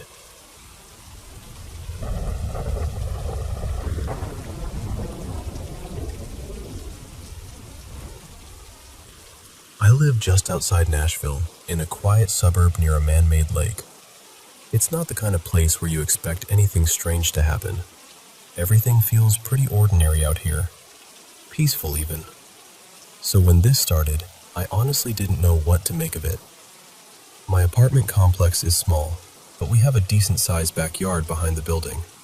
Past that, there's a storage facility, and my balcony overlooks most of it. I've lived in my second-floor apartment for almost 3 years, and for the longest time, nothing unusual ever happened. Then, about 6 months ago, things changed. It was right around the time my old dog passed away. I can't remember if it was a few days before or a few days after, but it was close enough that the timing still bothers me. One night, I was sitting out on my balcony when I heard someone calling a name from far off, somewhere toward the back of the storage facility near the neighborhood. At first, I thought somebody was looking for a lost pet. The voice had that kind of drawn-out, searching sound to it. But then it got closer, and once it was close enough for me to really hear it, I realized it was calling my dog's name. I'm not someone who panics easily. Even when something feels spooky, I try to stay grounded. I try not to give fear too much room. But in that moment, I got chills all over my body. I stood up, went inside as calmly as I could, and closed the balcony door behind me. Later that night, I was in the living room watching TV, trying to settle down for bed, when I heard it again. My bedroom window was open, and from where I was sitting, the voice sounded like it was coming from the backyard. At first, I thought it was calling my dog's name again, and I just froze on the couch. Then, suddenly, it sounded like the voice was right at my bedroom window. And this time, it called my child's name. I'm on the second floor. That's what made my stomach drop. There was no reason for anyone to sound that close to my window. I got up, walked to my room, shut the window, closed the blinds, turned off the light, and slept on the couch that night. A couple of months later, I was back out on the balcony during the day. I was talking to a guy I had been seeing at the time, sending voice notes back and forth. My neighbor was outside at the far end of the yard with her dog, Daisy. The conversation somehow turned to the paranormal, and he asked me if I'd ever experienced anything strange. I said, "Actually, yes, something happened pretty recently." And as I started telling him the story, I heard a voice from somewhere in the middle of the storage facility. At first, I ignored it, but then it sounded closer, like it had moved toward the property line near my side of the yard. And clear as day, I heard it call, "Daisy." That was my neighbor's dog's name. It was on the voice note. The microphone didn't catch it perfectly, but you can hear enough. You can hear the voice, and then you can hear me react and say something like, "There it is. It's calling my neighbor's dog. Can you hear that?" In the next recording, I stayed quiet for a bit, waiting to see if it would happen again. Nothing happened while I was silent, but the second I started talking again, you could faintly hear it in the background. Daisy. So that was my proof. At least I knew I wasn't imagining it. Still, I tried not to feed into it. I felt protected. I prayed. I set boundaries. I told myself that whatever was on that land, it didn't have permission to bother me or come near my home. And for a while, I just went on with my life. But last night was different. I was sitting on my balcony, relaxing, just about ready to go inside, when I heard a beagle barking somewhere in the neighborhood. Then I heard a woman's voice call out. I figured someone was calling their dog, because the barking stopped right after that. Then the voice called again, and again. By the third time, I realized it was getting closer. It was coming from the direction of the storage facility. As soon as I understood that, my heart sank. Then the voice called again, louder this time. It was calling my name. I froze. For a second, I tried to convince myself I had misheard it. I thought, no, surely that wasn't my name. Then it called again. It was definitely my name. The voice sounded like a normal woman's voice, but the feeling behind it was wrong. The tone was cold, almost mocking. There was something underneath it that felt cruel. Every hair on my arms stood up, my whole body filled with dread. And in that moment, I knew this wasn't just strange anymore. It felt real, and it did not feel good. I couldn't even pretend to stay calm. I got up, rushed inside, slammed the balcony door, turned off the lights, and called my best friend.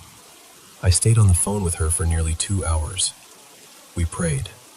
I sprinkled salt near the doors and windows. I said out loud that nothing was welcome in my home, nothing had permission to enter, and nothing was allowed to attach itself to me or my family. For a while, I could still feel it, that heavy presence, that awful pressure. But eventually, it faded. I did manage to sleep, but even now, every time I think about that voice saying my name, I get goosebumps. I'm just grateful I'm moving in a month.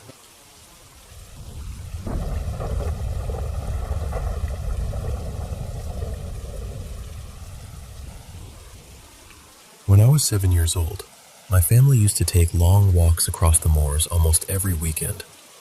I grew up near Saddleworth Moor, so even as a child, I knew that place had a dark history. I was born in 1993, so this would have been around the year 2000. Back then, I hadn't really had anything paranormal happen to me, but I was always drawn to spooky things. Horror, gothic stories, ghosts, anything strange or eerie. I also used to have dreams that felt like they came true later. Little moments, conversations, actions. Then when they happened in real life, I'd get this awful déjà vu. Around that same time, I was also having sleep paralysis almost every night, though thankfully that stopped when I got older. That day on the moors, we were out walking with our dogs like usual. No real plan, just wandering as a family. My Great Dane, Maverick, suddenly ran off, and I chased after him. When I went around this grassy mound, everything changed. There was a house there, or maybe it was more like an old stone barn. It looked ancient, rough, and weather-worn, with a big, twisted tree standing beside it. Maverick immediately started panicking. He was pulling at me, whining, trying to drag me away, but I couldn't move back. I felt like I was being pulled toward the building. I could hear voices. Some sounded like they were inside. Others sounded like they were outside, drifting through the air. When I reached the barn door, everything stopped. The wind, the birds, all of it. Maverick was crying beside me, and at one point he bit my hand hard enough to draw blood. He had never bitten me before. He was a gentle dog, the kind that worried if I tripped while playing. But I didn't even feel it when it happened. I opened the door. Inside, it looked empty, but I could hear this slow, rhythmic creaking. Maverick refused to come in. He paced outside like something was blocking him. Then I heard a whisper from the darkness. It said my name. My whole body froze. I couldn't breathe. It felt like I was being squeezed from every direction. The voice told me to turn around, and even though I didn't want to, I did. At first, there was nothing there, just darkness and that creaking sound. Then something gently lifted my chin, like a hand under my jaw, and I saw them. Women hanging from the beams. There must have been 20 of them, all different ages, young and old, all wearing white nightgowns. They were swaying, even though there was no wind. Then the voices started again, but this time, they were inside my head. Some were screaming for help. Some said, "Join us." Others said, "You did this to us." Then whatever was holding me let go. I fell backward and hit the floor. I could breathe again. I ran for the door, but just as I reached it, a deeper voice spoke behind me. It said, "I'll see you soon, child." I ran as fast as I could, with Maverick right beside me. When I came around the mound again, I ran straight into my parents. Only now there were other people there too. Walkers, dogs, police officers. My dad grabbed me and just held on to me. He kept asking where I'd been, why I hadn't answered, why I hadn't come back. I was so confused because to me, only a few minutes had passed. But the sky was darker. It was almost evening. My dad told me I'd been missing for hours. I said I'd been at the house with the big tree. Everyone looked confused because there was no house there. There never had been. I've checked records since then, old maps, even library archives. Nothing. No house, no barn, no plans to build one. A few police officers went to look, but they came back saying there was nothing there. Then my dad noticed my hand was bleeding, and we went to the hospital. After that, nothing dramatic happened for a while. No hauntings, no voices. But I kept dreaming about the house, and I always had this feeling that I wasn't alone. Not exactly in danger, but not safe either. 2 years later, something happened at home. At the time, it was me, my mom, my dad, and my older sister. My sister and I had a terrible relationship. She hated me from when I was little, and as we got older, It became more than name-calling. She could be cruel and sometimes violent. My parents worked long hours, so they didn't always know how bad it was. One day, my sister told me she could hear a hurt cat in the attic. I loved animals, especially cats, and she knew I'd go looking. The attic could only be opened from the outside with pull-down stairs. I went up, and she promised she'd hold the stairs in place. There was a light cord near the entrance, but when I pulled it, nothing happened. I could still see a little from the hallway light, so I crawled forward, calling for the cat. Then the attic door slammed shut. My sister laughed from below and told me to have fun with the spiders. I screamed. I cried. I begged her to let me out. She didn't. After a while, I felt it again. The thing from the barn. It felt like it was sitting behind me, close, but not touching. I curled up on the floor, terrified, and then I felt a hand stroking my hair. It was warm, not cold, not ghostly. It felt real. It didn't speak. It just stayed there with me, gently stroking my hair until my mom came home hours later and got me out. Nobody believed me about what had happened. I was grounded instead. But that whole week, my sister started having nightmares. Every night, she screamed that something was pulling her out of bed. No one knew why it was only happening to her. But I knew. I felt like it was protecting me. After that, the presence stayed. I never saw a face. It was more like a shadow or a feeling. I started talking to it. I didn't have many friends, and in a strange way, it became comforting. It listened. It was just there. Years later, when I was in high school, my mom and I moved to the Netherlands. My home life was still difficult, but by then it was just the two of us. One day, there was a school charity event with stalls, crafts, raffles, and little spiritual booths. One of them offered aura photography. I was very into witchy, gothic, afterlife things, so of course I wanted to try it. The woman running the booth was older, Chinese, and very kind. She took my picture, but as soon as she saw it, her expression changed. She brought me to a quieter area and showed me the photo. One side of the image was full of red, purple, and a little yellow. The other side was black, completely black. And in that blackness, there was the shape of a person with a hand on my right shoulder. She asked if I knew what it was. I told her everything. She said it wasn't trying to hurt me, but it was using me. She said it wanted to hurt others through me, like I was a doorway or a battery. It was helping me bottle up everything I felt, every hurt, every fear, every bit of anger. And one day, when I couldn't hold it anymore, it would release itself and move on. I was numb. I thanked her and left. As I was walking away, a younger woman came over and asked if I wanted a reading. I told her the older woman had already given me one. She looked shocked and asked if I spoke Cantonese. I said no. She told me her mother didn't speak Dutch or English, only Cantonese. I burned the photo when I got home. The last encounter happened in a dream when I was in my late 20s. My sleep paralysis had started coming back. Not every night, but a few times a month. One night, after an episode, I dreamed I was in an old chicken barn. It wasn't being used anymore. I was with 3 other children, and we were sitting around a Ouija board, laughing and asking silly questions.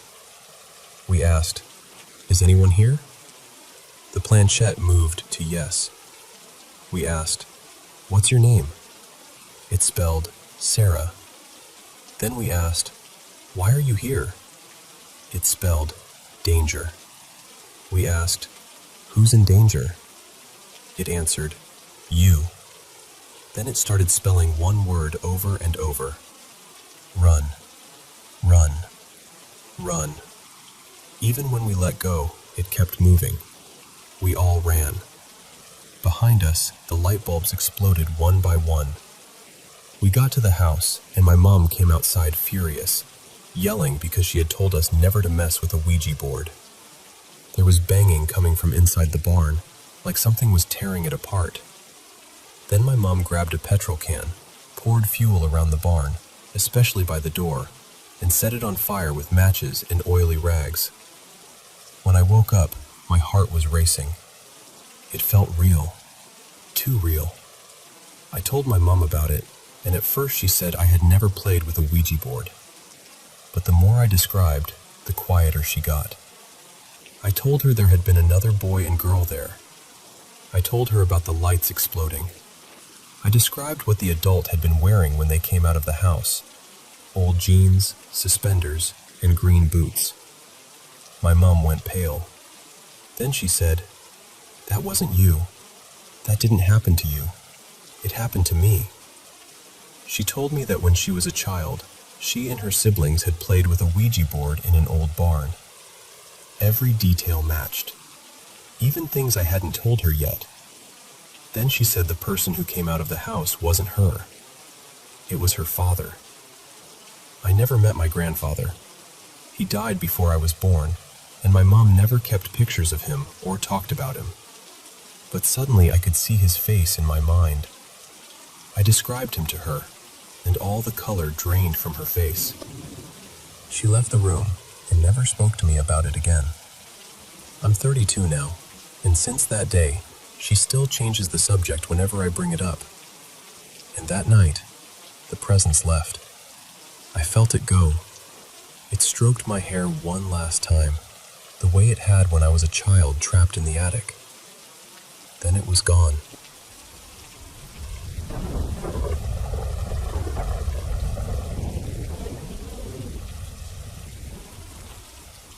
You know, something happened not too long ago that still gets under my skin whenever the apartment goes quiet at night. It was sometime after midnight. I live alone in a pretty small apartment, and I couldn't sleep, so I figured I'd make myself some tea and try again. My kitchen is tiny, nothing special. There's an old gas stove, a little table with a few chairs, and these worn-out cabinets that creak every time you touch them, like they've been hanging on for decades out of pure stubbornness. I turned on the stove, set the kettle down, and leaned against the counter while I looked at my phone. Everything was still. Just the low hum of the refrigerator, that kind of late-night silence that makes every little sound feel bigger than it should. Then I heard this soft click behind me. It sounded exactly like a cabinet door easing shut. The strange part was, I hadn't opened any cabinets. I remember pausing for a second and trying to explain it away. Old apartment, old wood, things shift, that kind of thing. But then I noticed the kettle wasn't making any sound at all. No faint rattle, no steam, nothing. So I looked over, and the stove had gone out. Not only that, but the knob was turned all the way to off. I just stood there staring at it, because I knew I hadn't touched it. And then I noticed one of the chairs by the table. It was pulled out. Not a lot, but enough to be obvious. Slightly angled too, like someone had been sitting there a moment earlier and had just gotten up. I always keep the chairs pushed in because there's barely enough room to move around in that kitchen as it is. I would have noticed if I'd bumped it. By then, my chest was already tightening up.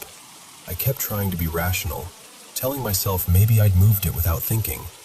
Maybe I was just tired. You know how people do that, trying to make everything make sense when it very clearly doesn't. So I turned the stove back on, mostly because I didn't know what else to do, and reached for my favorite mug from the cabinet. It's this old dark blue mug with a little crack near the handle. I use it all the time. Except it wasn't in the cabinet. It was already sitting on the counter beside the kettle, and when I touched it, it was warm. Not just room temperature. Warm, like someone had been holding it in their hands only seconds before. That was the moment I really started to panic. I froze. I didn't want to turn around, but I also felt like I had to. And while I was just standing there, I felt this sudden cold draft move right behind my legs. Not like air from a window. It felt more like someone passing close behind me. And then I heard it. A whisper. Very low, very faint, like someone murmuring something I couldn't quite make out from right over my shoulder. I spun around so fast I nearly stumbled into the chair. There was nothing there. Just the kitchen, the refrigerator humming, the dim light over the stove, and me standing there with my heart pounding so hard it felt like it was shaking my whole body. I didn't finish making the tea. I turned the stove off, left the mug exactly where it was, and went straight back to my room. I kept every light on for the rest of the night. And honestly, I still think about it. More than I want to. Because I know how it sounds. I do. But I also know what I saw, what I felt, and what I heard. And I've never gone into that kitchen after midnight the same way again.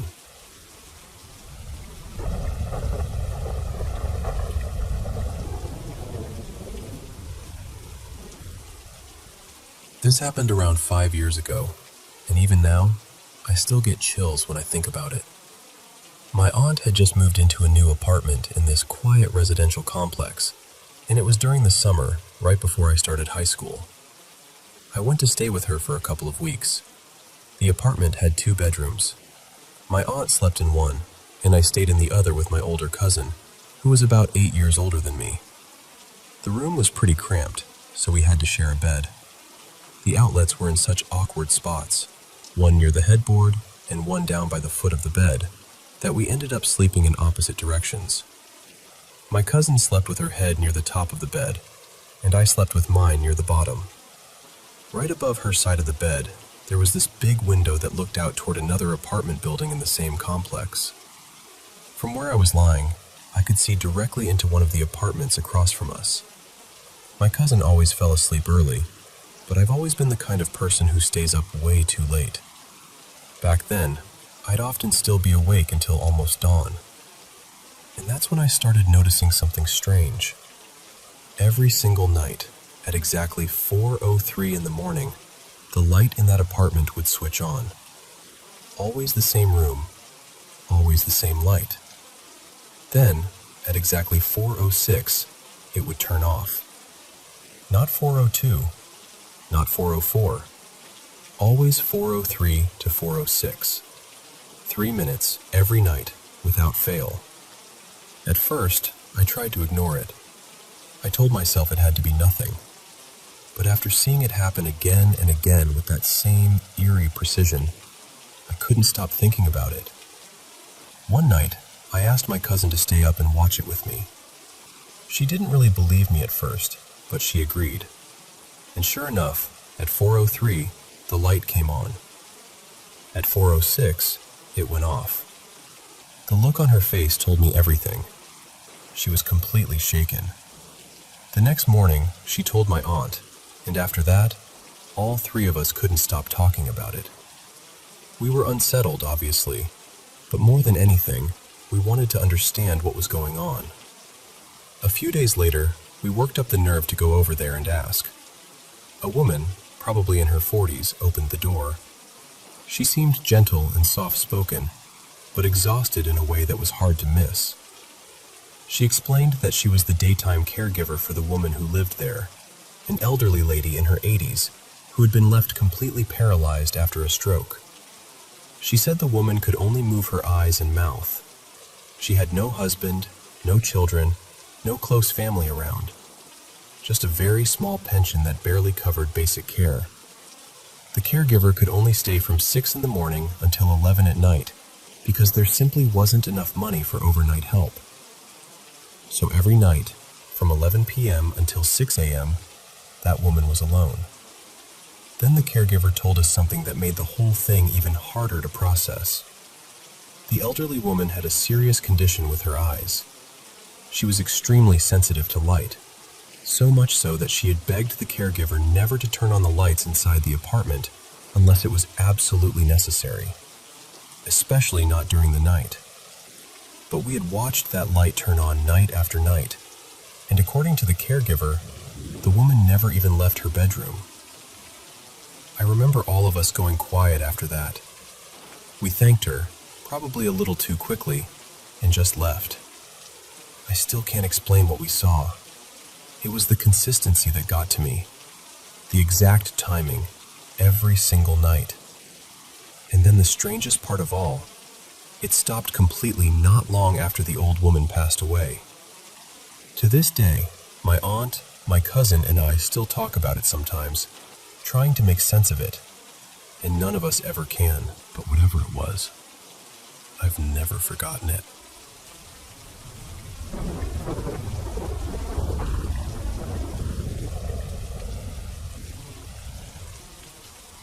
I honestly do not know whether this falls under the paranormal, or whether life was just being deeply weird with me, which, frankly, it often is. But it is one of the strangest things I have ever experienced. There has been this same person, or at least someone who looked exactly like him, showing up at different points in my life, always in different places, always just for a moment. The first time I remember seeing him was at a high school football game during the first few weeks of my freshman year. It was one of those big school nights where everyone was out walking around during halftime, heading to the snack bar or the restrooms, talking with friends. Out of nowhere, this guy ran right up to me and called out my name like he knew me well. Then he hugged me and said he was really happy to see me. And the strange part was, he looked familiar to me too. I remember standing there thinking, I know this face, but from where? I was raised by a single mom, and growing up I spent a lot of time in after-school programs, day camps, summer activities, that kind of thing. So I figured maybe we knew each other from one of those places years earlier, and I just couldn't place him. I didn't want to be awkward and ask who he was, especially since he seemed so sure he knew me. Before I could even say much, he smiled, said something like, I have to run, and disappeared. The whole thing lasted maybe 10 seconds. After that, I never saw him at school. Not once. So I assumed maybe he had been there with another school, or just happened to be visiting. Then, the next year, during spring break, my family took a trip to Cancun. It was crowded, loud, full of tourists, and while I was walking along the beach with my family, I caught a glimpse of someone in the crowd who looked exactly like him. He didn't look at me. He just passed through the sea of people and was gone. It happened so fast that I even questioned myself afterward, but I remember thinking, that looked like the same guy from the game. Then the summer before my junior year, we went to visit relatives in California. It was my first time there. One evening, I was sitting outside a restaurant with my family when he walked right past us. This time I saw him clearly. No question in my mind, it was him. He didn't stop, didn't speak, didn't even glance my way. He just kept walking and vanished into the crowd. That was the moment it started to really get under my skin. After that, I noticed a pattern. I would go somewhere new, and somehow, somewhere in the middle of a crowd, I would see him. Always briefly, always just out of reach. During spring break of my senior year, my family took a trip through parts of New England. We stopped in Boston, Newport, Vermont, and Maine. And in every one of those places, the same thing happened. I would be out with people, look up, and there he was, walking past like he belonged there. And then, seconds later, gone. I saw him again during my first year of college, in a completely different state from where I had grown up. It was at a huge welcome ceremony for new students. I was sitting there among this massive crowd, and somehow I spotted him sitting off in the distance. I never saw him anywhere else on campus after that. The last time I saw him was years later, during my junior year of college, when a group of friends and I went to New Orleans for Mardi Gras. Same kind of moment. Busy street, packed crowd, noise everywhere, and then, suddenly there he was, just walking by. Before I could react, he disappeared again. I still don't know who he was.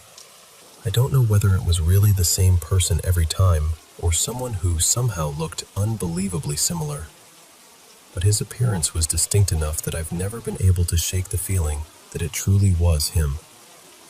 What unsettles me most is that I've only ever seen him when I was with other people, never when I was alone and could actually go after him or ask him who he was. And after all these years, I still wouldn't even know what I'd say. I just know that, for a stretch of my life, there was this familiar stranger who kept appearing wherever I went, only long enough for me to notice him and wonder what on earth it meant.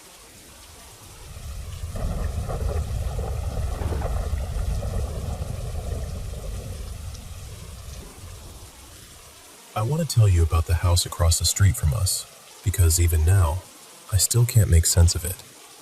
When we moved into this neighborhood about 4 years ago, I honestly thought that place was empty. The driveway was half blocked by this huge old tree, like someone wanted to keep people out on purpose. There were no trespassing signs everywhere, and every window, even the garage windows, was covered with something. Black plastic, foil, heavy curtains, whatever they could use to keep the inside hidden. No car, no porch light, no movement, nothing. It just looked dead. A few nights after we moved in, my dog Nola took off while we were outside. She wandered toward that house, and I followed her up to the edge of the driveway, calling for her. I heard rustling in the leaves and figured it was just her messing around. But then I heard this sound coming from the garage. It sounded like barking at first, or maybe crying. I couldn't really tell. So I stepped a little closer, trying to listen. And then, out of nowhere, something slammed hard against the inside of the garage door. Not once, but over and over, loud and angry. Right after that, someone shouted from inside. I couldn't understand a word, just this muffled voice through the door. I panicked. I turned around and ran. A second later, Nola came flying back after me like she'd been spooked too. To this day, I still have no idea where she had actually gone. After a while, we realized somebody really did live there. A man, probably in his 40s or 50s, always by himself. We never had a real conversation with him. Just one moment, one afternoon, and it still burned into my mind because it was the only time I'd ever seen him out in daylight. He was walking his bike past our house, and Nola barked and trotted toward him. He didn't flinch. He just looked over calmly and said, "She bites, doesn't she?" Then he kept going like that was the most normal thing in the world. After that, I started noticing his routine. He'd leave the house around 10:30 or 11 every night. He always rode this bike with no lights on it, completely in the dark.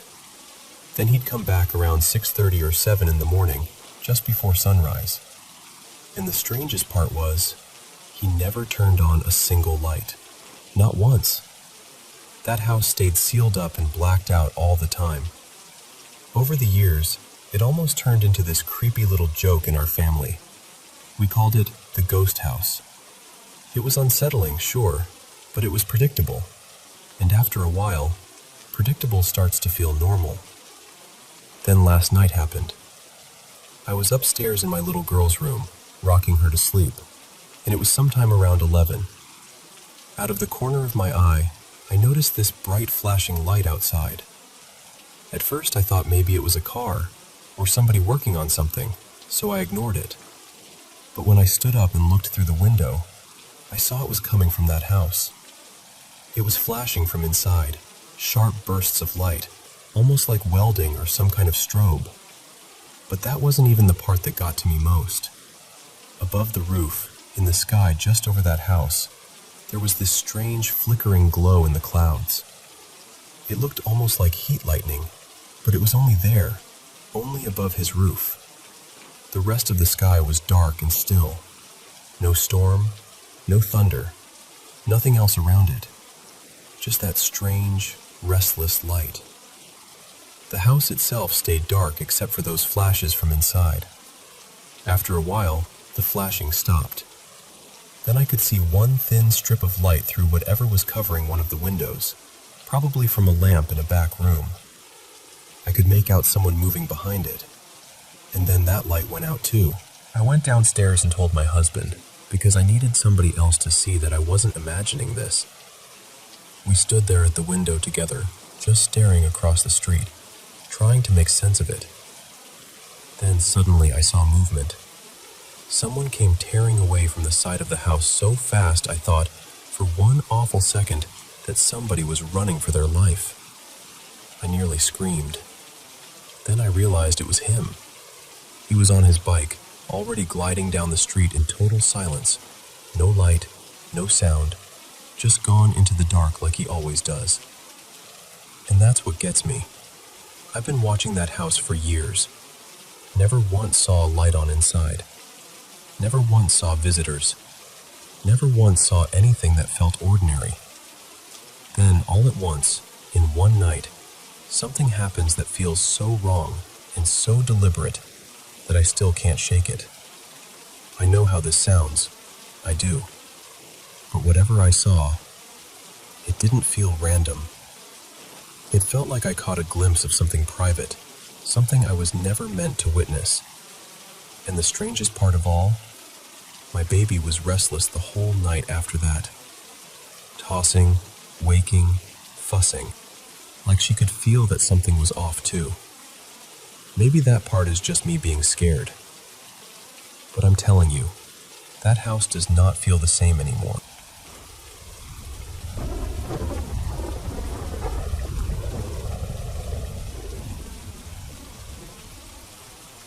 I've had strange experiences for as long as I can remember. I'm 21 now, and over the years I've learned to explain some of it away. Anxiety, an overactive imagination, too many late-night horror videos. All the usual things people lean on when something doesn't make sense. And honestly, sometimes that probably is the answer. But there are a few moments in my life that never stopped feeling real. This is one of them. When I was in middle school, maybe 7th grade, I had 2 friends over for a sleepover at my house. My bedroom was small, so back then we had rearranged everything to make it work. My bed was partly tucked into the closet space because the closet doors had been taken off, and across the room I had this old pull-out sofa where one of my friends was supposed to sleep. We were all into ghost stories at the time, the way kids are when they want to be scared but also kind of love it. So that night, we decided to play the red book game. We grabbed a red book from my parents' room, sat together in the dark, and tried to do it properly with all the seriousness we could manage. We were supposed to light a candle, but of course we forgot that part, because apparently even summoning spirits has a learning curve. We put our hands on the book, closed our eyes, said the words, asked questions, and opened the pages, tracing along until we felt like we should stop. Nothing really happened at first. No answers, no eerie message, nothing dramatic. But one of my friends, Marcy, had been sitting on a stool near my bed, and after a while she started getting annoyed. She kept insisting that someone was touching her, brushing against her, trying to freak her out. At first, none of us had done anything, but once she got worked up, we started teasing her the way girls at sleepovers do. She got fed up, stopped playing, and since we hadn't ended the game the right way, we just kind of dropped it altogether. The part that stayed with me was what happened after. For the rest of the night, Marcy sat on the sofa and kept staring at one exact spot on my bed. She barely looked anywhere else. At the time, I thought she was just trying to keep the mood creepy. But later, that detail started to matter a lot more. A while after that, I was home alone one afternoon, standing in the bathroom next to my bedroom, brushing my hair. If both doors were open, you could see from the bathroom mirror straight into my room. By then, I'd moved the furniture around, so the sofa was sitting where my friend had stared that night. And while I was brushing my hair, I got this sudden, heavy feeling that I needed to look at one specific place in the mirror. You know those moments where your body reacts before your mind can catch up? It was like that. I looked. Sitting on the sofa, reflected in the mirror behind me, was a little girl. She had pale blonde curls, almost like ringlets, and she was wearing clothes that looked old-fashioned, like church clothes that had been dragged through dirt. Not torn exactly, just grimy, worn, wrong somehow. She was just sitting there, still, like she belonged in that room. I screamed and dropped my brush. I turned around instantly and there was nothing there. No one. I was alone. Even now, I still get nervous sometimes when I'm brushing my hair, and I feel that same pull to look in the mirror. It's like part of me is afraid I'll see her again. Then she told me that when she was a girl, she also used to see an army soldier standing at the foot of her bed, and one night, beside him, there was a little girl. I froze. I didn't say anything at first. I just listened. Then my mom started describing what the girl looked like. Blonde curls, young, old-fashioned clothes. I broke down crying right there. I hadn't told her what I'd seen before she described it. I made sure not to lead her, because I needed to know whether this was really the same thing, or whether my mind was trying to connect dots that weren't there. But the way she described that little girl was too close, too exact. It shook me in a way I still can't fully explain. Since then, more things have happened in this new house, too. The area has a violent history, with old battles fought nearby, and sometimes the atmosphere here feels heavy in a way that's hard to put into words. There's one experience in particular I could tell separately because it deserves its own story. But after hearing everything, my grandfather told me something that unsettled me even more. He said that on my mother's side of the family, people have always seen more than most. He said it goes back generations. Seances, spirit boards, trying to contact whatever's on the other side. People in the family apparently did all of that. I'm a devout Catholic, so hearing that didn't sit well with me at all. Not even a little. I don't know what to make of any of this. Part of me wonders whether there's some strange pattern in the way people imagine things. Like maybe when fear takes shape, it often becomes a little girl. But another part of me can't ignore how specific this was, or the fact that I wasn't the only one who saw her. That's the part that stays with me. If it had only been me, maybe I could have dismissed it. But it wasn't. And honestly, that's what still sends chills through me when I tell this story now.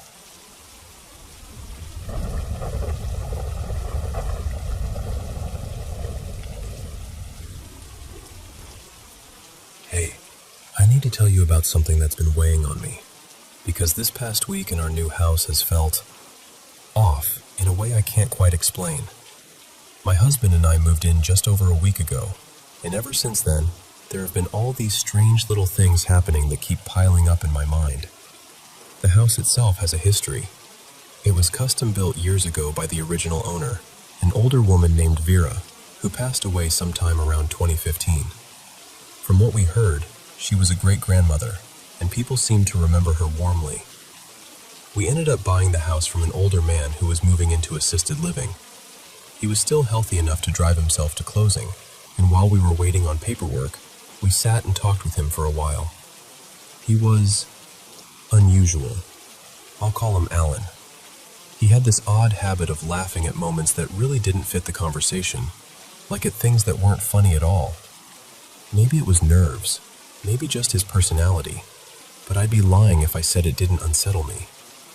He told us he'd lived there alone for more than 20 years. Never married, no kids. Just him in this big 3-bedroom house with a huge yard he never really used. Before closing, there had been an estate sale at the house. My daughter is learning piano, and there was this beautiful piano in the room that would eventually become hers, so I went by to see it.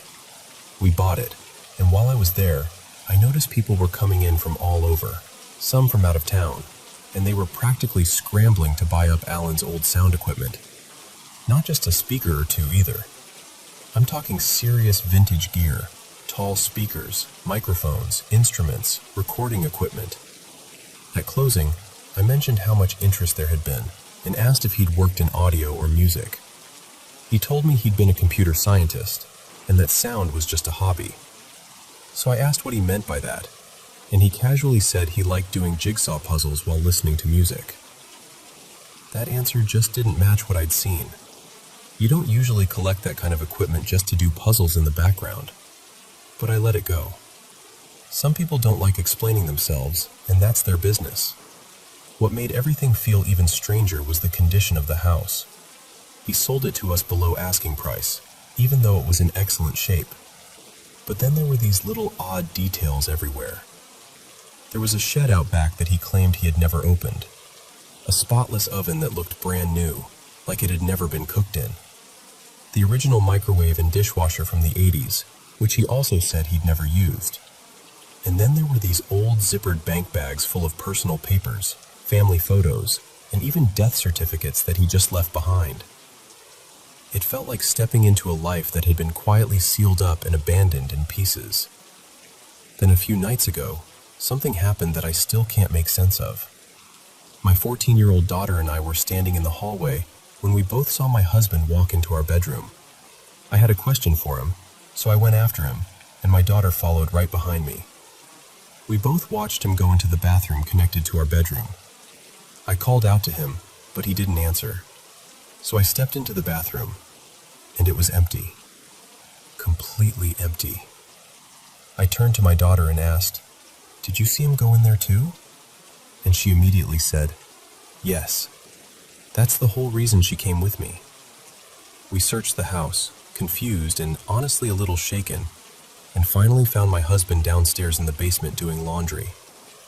He had never gone into the bedroom at all, and that's not even all of it. I've also seen what looked like a person standing in the stairwell. Not a shadow, not a quick flicker, but a full figure. I looked away for a second, and when I looked back, it was gone. My daughter said she's experienced something similar too. More than once, one of us has felt certain someone was in the house, only to realize nobody was there. At this point, we're all rattled. Even the dog seems on edge. We've gotten so unsettled that we called a local priest to come bless the house. And now I'm sitting here wondering whether I should actually tell him everything we've seen. Part of me feels ridiculous even saying it out loud. And another part of me knows we're not imagining how deeply uneasy this has all made us feel. I don't know what's going on in this house. I don't know whether these things are connected, or whether there's some explanation we just haven't found yet. I only know that something about this place doesn't feel right, and right now, my whole family feels it.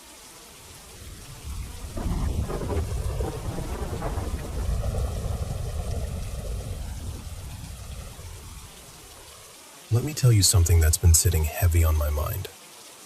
I grew up in South Asia, where people talk a lot about jinn, black magic, and things hidden just beyond what we can explain. Most of my life, I brushed it all aside. I always figured people were scared, grieving, unwell, or trying to make sense of something painful. Even when I heard stories inside my own family, I kept holding on to logic. I never really let myself believe.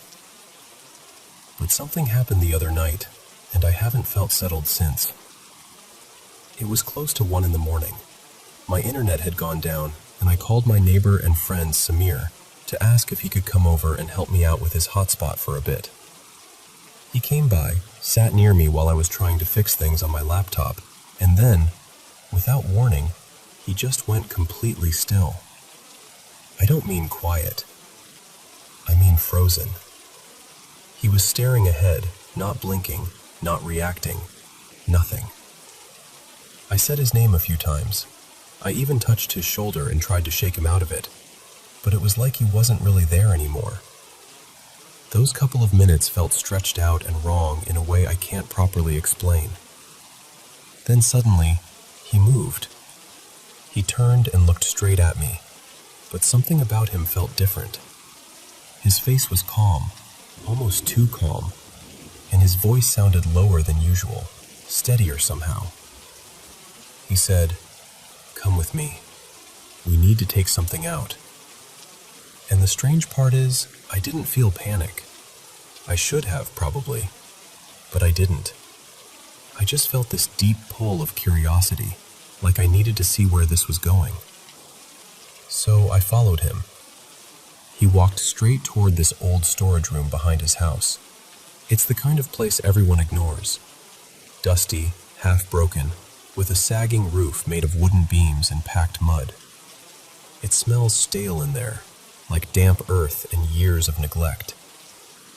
Nobody really uses it anymore. Samir didn't pause or look around like he was searching. He went directly to one corner and told me to hold my phone light there. Then he reached down and pulled out a small bundle wrapped in faded fabric. Inside was a folded paper charm, a tawiz. Before I could even process that, he went to another spot and pulled out a second one, then another, then one more. 4 in total. What shook me most was that he didn't hunt for them. He didn't guess.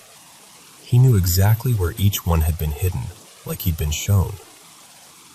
After that, he came back with me, washed his hands and face, and then handed the tawiz to me. His expression was unreadable. He just said, "Get rid of these, burn them, and let the ashes go." He wouldn't touch them again. I tried right away. I grabbed a lighter, but it wouldn't work. I found another one, and that one lit, but the papers still refused to catch. They darkened a little at the edges, but they just would not burn properly. And that's the moment something cold settled in my chest. Up until then, I'd been trying to explain everything away.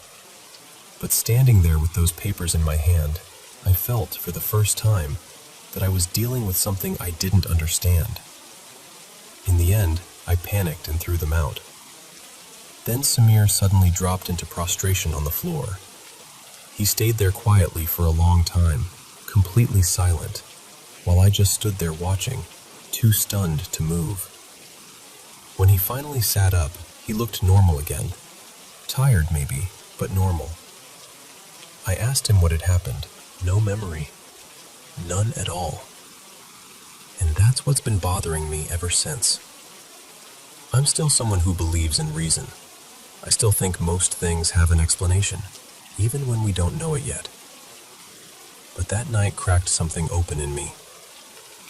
I can't dismiss it the way I used to. I saw what I saw. I felt what I felt. Maybe there's an answer for it. Maybe there isn't. All I know is that something real happened that night, and I haven't been able to think about the world in quite the same way since.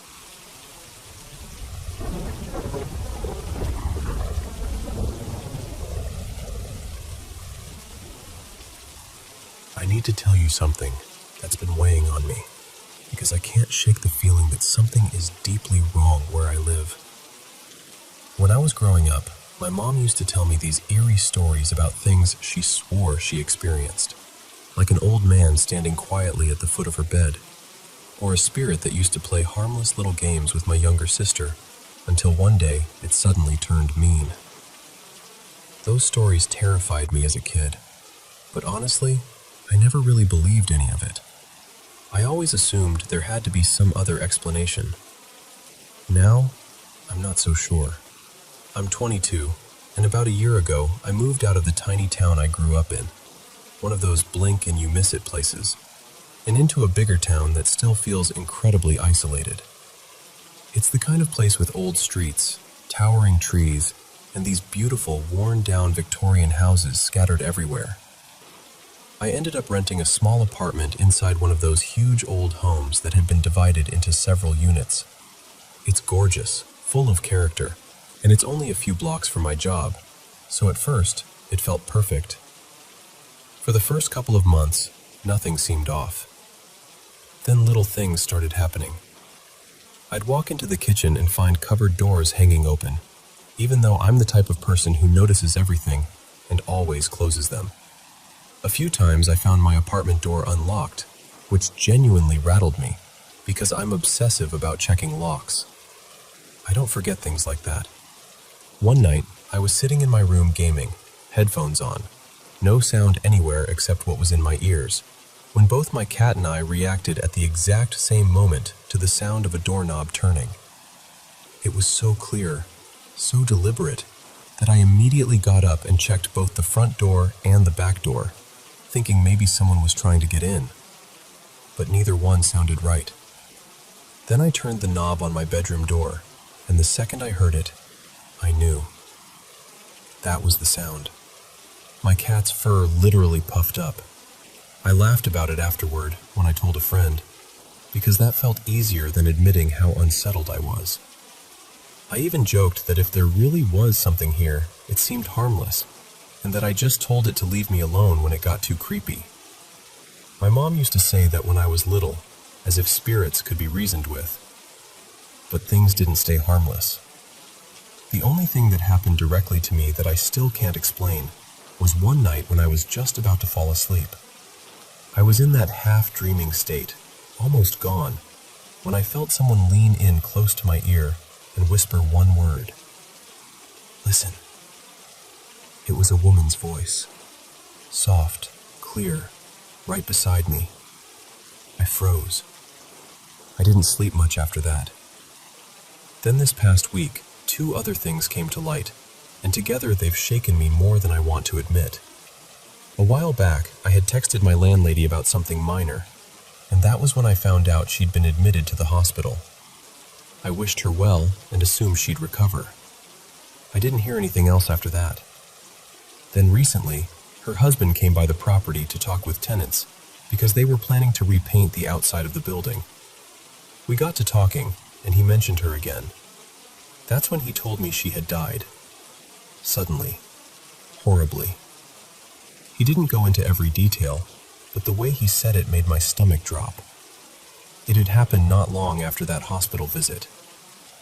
That was unsettling enough. But a couple of days later, my neighbor from the house next door, the one fixing it up himself, walked over to me with a bruise around his eye so bad it barely looked real. I asked him what happened, and he gave this dry little laugh and said, "Try not to fall off ladders." Then he got serious. Not stumbles, not slips, falls, face first, like his body just gave out. He said it felt as if something hit him or pulled him off balance. Watching it made me sick. He ended up with a fractured bone around his eye and some kind of injury near his heart, but somehow he survived. I haven't been able to stop thinking about any of this. I'm scared in a way I can't really joke away anymore. I don't know whether I'm connecting random tragedies because I'm frightened, or whether there's actually some kind of pattern here. I can't afford to move, so I feel stuck, and that makes it worse.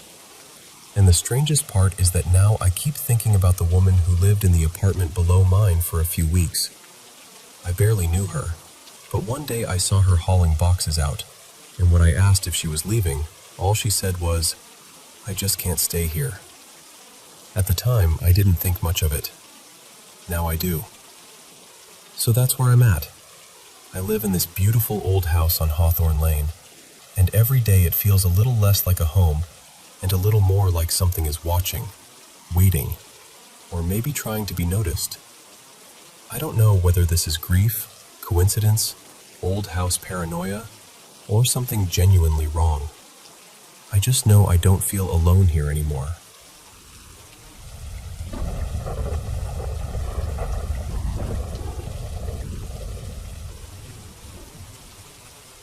Back in the late 1990s, my family and I moved into this beautiful old farmhouse near Hopkins, Michigan. It had the kind of charm that pulls you in right away, even though people around town kept whispering that the place was haunted. I didn't pay much attention to that.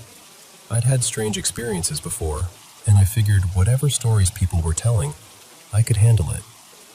For the first year, honestly, life there felt pretty normal. My 2 kids were still little, 8 and 11 at the time, and the house was usually full of noise and energy. But even then, the stories about the place never really stopped. Neighbors told us the last family had been so frightened they'd run out to the porch in the middle of the night. And one year, when my son wanted friends over for his birthday, a few parents refused to let their kids come because they were nervous about the house. Then one Friday night, everything changed. It was around 10 o'clock, and I was on the phone with a friend, telling her about this weird thing that had happened earlier. A glass bottle had suddenly burst on top of the refrigerator for no reason I could explain.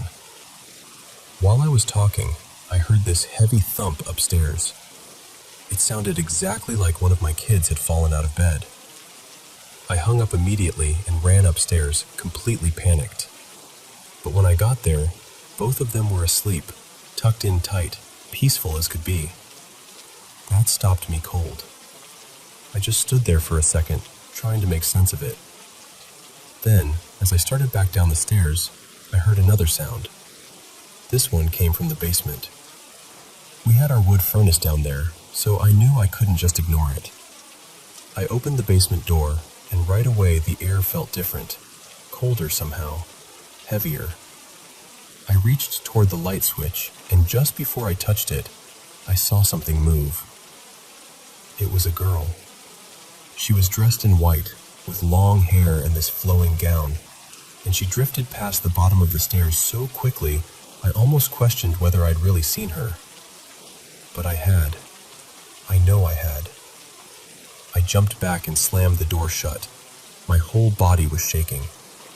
I remember standing there, trying to decide what to do, torn between fear and this feeling that I needed to go back down. I grabbed a knife from the kitchen, more for comfort than anything, and stood there with my phone in one hand and my heart pounding. When I opened the door again, it felt like the darkness itself was warning me not to come down. I flipped on the light, and there she was again, just at the far edge of it, almost out of sight. I forced myself down the steps. I called my husband at work, but it was too late and no one answered. Then I called a friend, and she told me to check the furnace. At first, everything looked normal, but then I noticed something strange.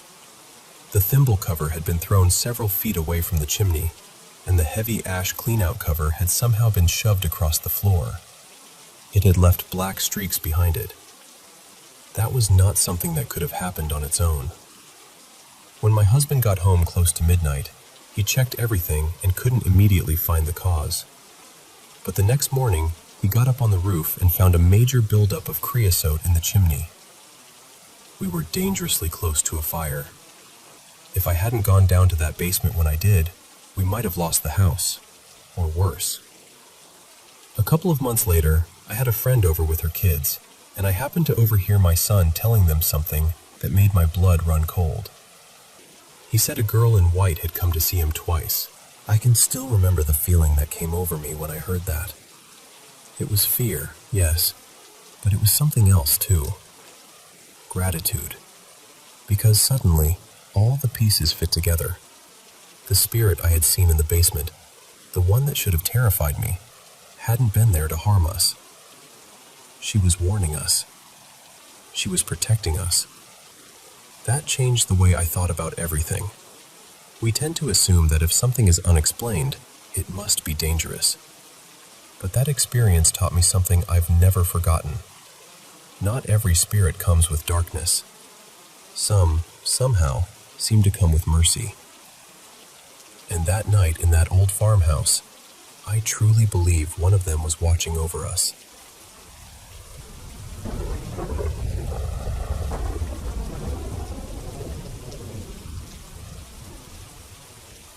I've wanted to tell you this story for years, mostly because it stayed with me in a way I can't really explain. Even now, thinking back on it gives me that same strange feeling I had as a kid, standing there, not fully understanding what was happening, but knowing it was something I'd never forget. This happened on Christmas Eve in 1986, when I was about 8 years old. That night, I was staying over at my cousin Mara's house. She was living with her mom and sisters at her grandmother's place across town from us, in a suburb near the San Francisco Bay Area. At that point, I was still an only child, so being in a house full of kids and adults already felt exciting and a little overwhelming. Her grandmother's house had a very particular feel to it. It was always dim, crowded with furniture and decorations, and full of shadows in a way that made everything seem older than it was. I remember this glowing oil lamp in the dining room, the kind with the slow bubbles drifting up inside, in a den with a giant entertainment center packed with stacks of VHS tapes. There was also this big aquarium glowing in the corner, and between the tank light and the TV, the whole room always had this quiet, eerie kind of warmth to it. My family usually did most of our Christmas celebrating on Christmas Eve, so we'd already opened presents earlier that night. I remember bringing some of my new action figures with me, fantasy characters and little vehicles, and Mara and I stayed up playing with them before bed. It felt like one of those perfect childhood holiday nights. There were probably 4 kids in the house altogether, and I think around 7 or 8 adults. Then, sometime in the middle of the night, everything changed. I woke up to Mara's grandmother screaming, not calling out, not startled for a second, but truly screaming for help in this panicked, desperate way that made everybody in the house jump up at once. Doors opened, people rushed down the hallway, and within seconds all the adults were crowding into the back bedroom. Mara and I followed and stopped in the doorway. We were small, and with all the adults packed in there, we couldn't really see much. The room was dark except for the hallway light spilling in. Her grandparents were sitting up in bed, facing toward us, and her grandmother was absolutely terrified. She kept crying and shaking and saying, "Oh my God," over and over again. The adults were all talking at once. Some were near the foot of the bed, some along the side, and everyone sounded confused, frightened, and loud in that way people get when they're trying to make sense of something impossible. I remember hearing them shout things like, "What is that?" and "Do you see that?" and "It's moving." Those words have never really left me. I kept trying to look past them, trying to see whatever they were seeing, but I couldn't. From where I stood, all I could make out was the dark wall beside the bed and the shapes of people blocking my view. I remember feeling frozen there, more confused than anything at first, and then scared because every adult in that room seemed genuinely shaken. A little while later, Mara's grandmother was helped out into the living room, and everyone gathered there. The kids were kept back, of course, but my mom later explained what had happened as best she could. She said Mara's grandmother had woken up and seen the face of her own mother on the wall beside the bed.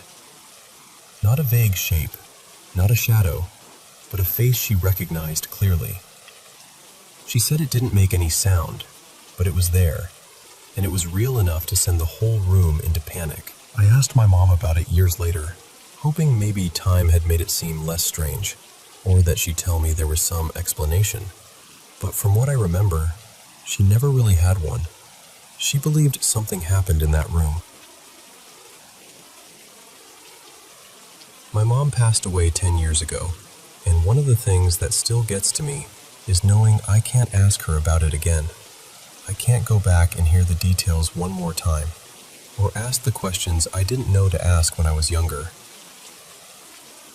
So that's the story. It's the only experience like that I've ever had, at least directly.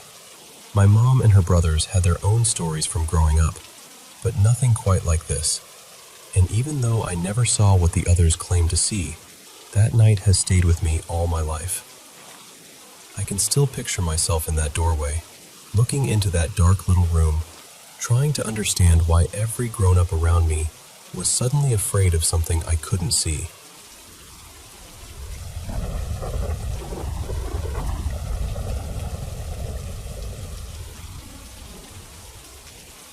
Let me tell you about something that happened to me back in late 2021. Because even now, I still can't fully explain it.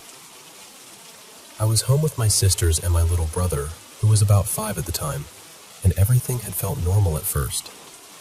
Then my phone suddenly died, even though it still had some battery left, and right after that, my charger quit working too. On its own, that wouldn't have meant much. Annoying, sure, but not scary. What scared me was the feeling that hit me next. Out of nowhere, I felt this awful wave of dread. My heart started pounding, I got nauseous, and I had this deep, unmistakable sense that something was wrong. Not in a dramatic way, just in that quiet, sickening way where your body seems to know something before your mind does. A few minutes later, my little brother asked me to wash some carrots for him, so I went into the kitchen. The sink faced this big front window, and while I was rinsing and cutting them, I happened to glance outside. That's when I saw a car pull into the spot right in front of our house. It looked like the same kind of car my stepdad drove, so at first I didn't think anything of it. But then I looked closer. There was a woman sitting in the driver's seat, and she looked exactly like my mom. I don't mean vaguely similar, I mean exact. Same face, same hair, same little birthmark, same sunglasses, same way of carrying herself. But there was something deeply wrong about it, because she didn't look like my mom as she was then. She looked like a younger version of her, like she'd stepped straight out of an old photo from her early 20s. The makeup, the clothes, even the hairstyle felt like they belonged to another time. And I knew my mom was supposed to be at work. She never wore makeup there, never dressed like that anymore, and none of it made sense. She just sat there with the engine running, looking straight at me through the window. Not at my brother, not around the yard, just at me. And she had this small smile on her face that didn't feel friendly at all.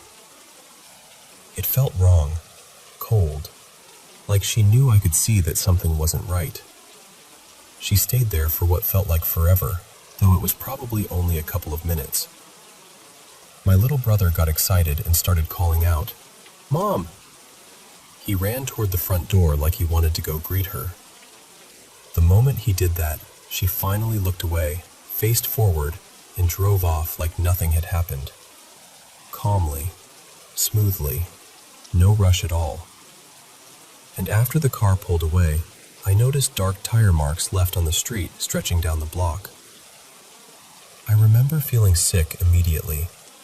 I begged my sisters to call my mom. They'd been busy with homework and hadn't paid attention when I tried to get them to look outside, so only my brother and I had actually seen her, or seen it. When we finally got my mom on the phone, she told us she had never left work. And later, when she came home, she was in a completely different car, wearing her normal work clothes, no makeup, looking exactly like herself. People tried to explain it away. They said maybe it was a relative, maybe someone who just resembled her. Maybe my mom was somehow joking around. But none of that fit. Her family lived far away. Nobody looked that much like her. And even if by some impossible chance someone did, why would they pull up to my house, stare directly at me, smile like that, and then leave? It didn't feel random. It felt deliberate. I froze. I didn't want to open the door. The sound kept going for what felt like 2 full minutes. Then my little brother opened his bedroom door, and the noise stopped instantly. He told me he'd heard it too. My sister had heard it too. But when we checked, nobody was there. That's the part that stays with me. Not just seeing something strange, but that same warning feeling showing up first, like my body recognized something before I could. I've had people tell me I was tired, or imagining things, or just letting fear get to me. But I know what I felt. I was fully awake. It was the middle of the day when I saw that car. I don't drink, I don't do drugs, and I'm not someone who goes looking for creepy experiences. I'm actually a pretty grounded person. But I still think about that woman in the car, or whatever it was. Because if it wasn't my mother, then what was it? And why did it look at me like it knew exactly what it was doing?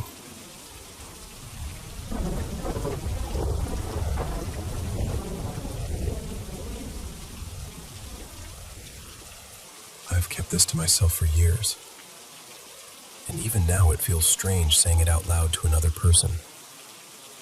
From the outside, my life looks steady, ordinary, even lucky. I'm married, I have 2 children, a solid career, a kind partner, and a comfortable home here in Europe. I even have an old motorcycle I care for like it's part of the family. Riding it clears my head. It's one of the things that still makes me feel like myself. But there's something I've never been able to explain, and honestly, I've never stopped carrying it with me. This happened around 2012, maybe early 2013. At the time, I was finishing my bachelor's thesis at a local university. Money was tight, so I worked a morning delivery route in my town, dropping off newspapers before sunrise. I actually liked it more than most people would expect. The streets were quiet, the air was cold and clean, and biking from house to house felt like a good way to start the day. It was peaceful in its own way. Then one morning, that peace was just gone. I was delivering a paper to a house I'd been to dozens of times before when I caught something in the corner of my eye. There was this sudden flash near the front steps, pale blue, almost like lightning but more concentrated, and then something small seemed to lift off or dart away. I remember thinking it looked like a glowing sphere, no bigger than a ball you could hold in one hand. It happened so fast I doubted myself immediately. I told myself I was tired, that my eyes were playing tricks on me, and I kept moving. But once I stepped back down the path and reached the edge of the street, I saw it again. Another bluish flicker came from my right. I turned, and under the street lamp across the road stood a figure. I still don't know how to describe it properly. It looked humanoid, yes, but darker than anything I had ever seen. Not just shadow dark, not like a person wearing black clothes. It looked like a gap in the world, like something had been cut out of reality and left standing there. At first, I wasn't even scared. I was too confused. My mind just couldn't make sense of what I was seeing. Then it moved. That was when the fear hit me. The whole area around me seemed to change the moment it started coming closer. The air felt wrong, heavy, pressurized, like my body knew something was off before my mind caught up. I froze where I stood. I mean, completely froze. And the way it moved was the worst part. It didn't walk normally. It jerked and shifted in these sharp, unnatural bursts, zigzagging from one spot to another so quickly, it barely seemed connected to space the way normal things are. As it came nearer, I could make out more of it, and that only made it worse. It was shaped like a person, but featureless, just this impossible black form. And it wasn't alone. There was something with it, lower to the ground, shaped a bit like a dog. I remember, absurdly, that it trotted toward a low garden wall and lifted its leg on it, like the most ordinary animal in the world. That detail stuck with me because it made the whole thing somehow even more horrifying. It was surreal and normal at the same time. Everything in me was screaming to run, but for a few seconds I couldn't do anything at all. I have never felt fear like that before or since. It wasn't just panic. It was total, overwhelming terror, the kind that sinks into your bones. She didn't laugh. She didn't brush it off. She just listened, calmly, kindly, and stayed with me while I tried to explain something I still don't fully understand. And that's the truth of it. I've had a good life, a full life. But there's a part of me that never really left that dark street in the early morning, standing under those lamps, staring at something I still can't explain.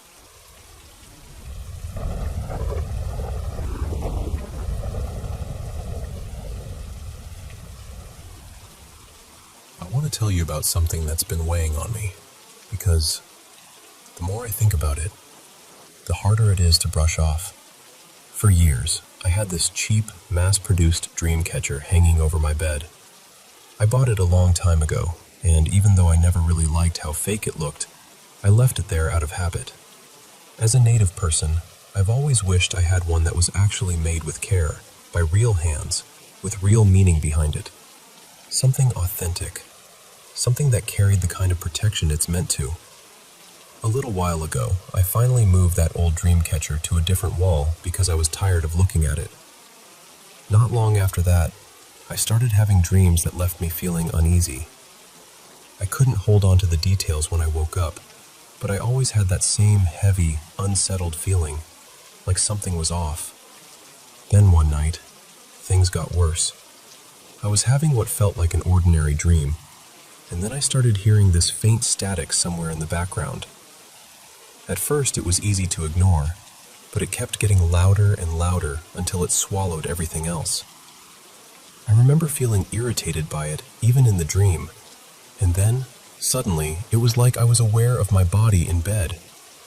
I was flat on my back, completely stuck. I couldn't open my eyes, I couldn't move, and the static was so loud it felt unbearable. And with that came this awful wave of fear, just pure dread. I had this intense feeling that someone was hovering over me, leaning in close. You know that feeling people describe in sleep paralysis stories, where there's a presence right above them? It felt exactly like that. When I finally managed to force my eyes open, I woke up again. But this time, I was on my stomach. That part still bothers me. The reason this scares me so much is because it doesn't feel like an isolated thing. Something strange happened years ago too, back when I was in middle school. My best friend Mariah was over at the house. We were in the playroom, and I was sitting in my sensory swing while she pushed me. Out of nowhere, she leaned forward and said, "Yeah?" Like she was answering someone. When I asked her what she was doing, she told me she thought she heard my mom call her name. But my mom wasn't home. No one was. Then, more recently, Mariah and I were on FaceTime, and she paused and asked if my mom had just said my name. I was home alone that time too. And it's not only been us. My stepdad has said that something has jolted him awake before, like he was physically shoved. For as long as I can remember, I've also heard light footsteps or pattering upstairs when the house was empty. I used to blame it on the dog, but even after the dog moved out to live with my dad, the sounds kept happening. It became one of those things I stopped reacting to because it happens so often. But now I keep wondering if I ignored something I shouldn't have. When I lay it all out, it goes like this. First, the pattering sounds. Then my friend hearing my mom's voice. Then I moved the dream catcher. After that, my stepdad got shoved awake. Then the FaceTime thing happened. What makes all of this even stranger is that this house isn't old at all. It's a newer house in a quiet, gated neighborhood, and my family had it built. As far as I know, there's no history here that would explain any of this. No tragedies, no stories, nothing like that. I just know that lately, it feels harder to explain away.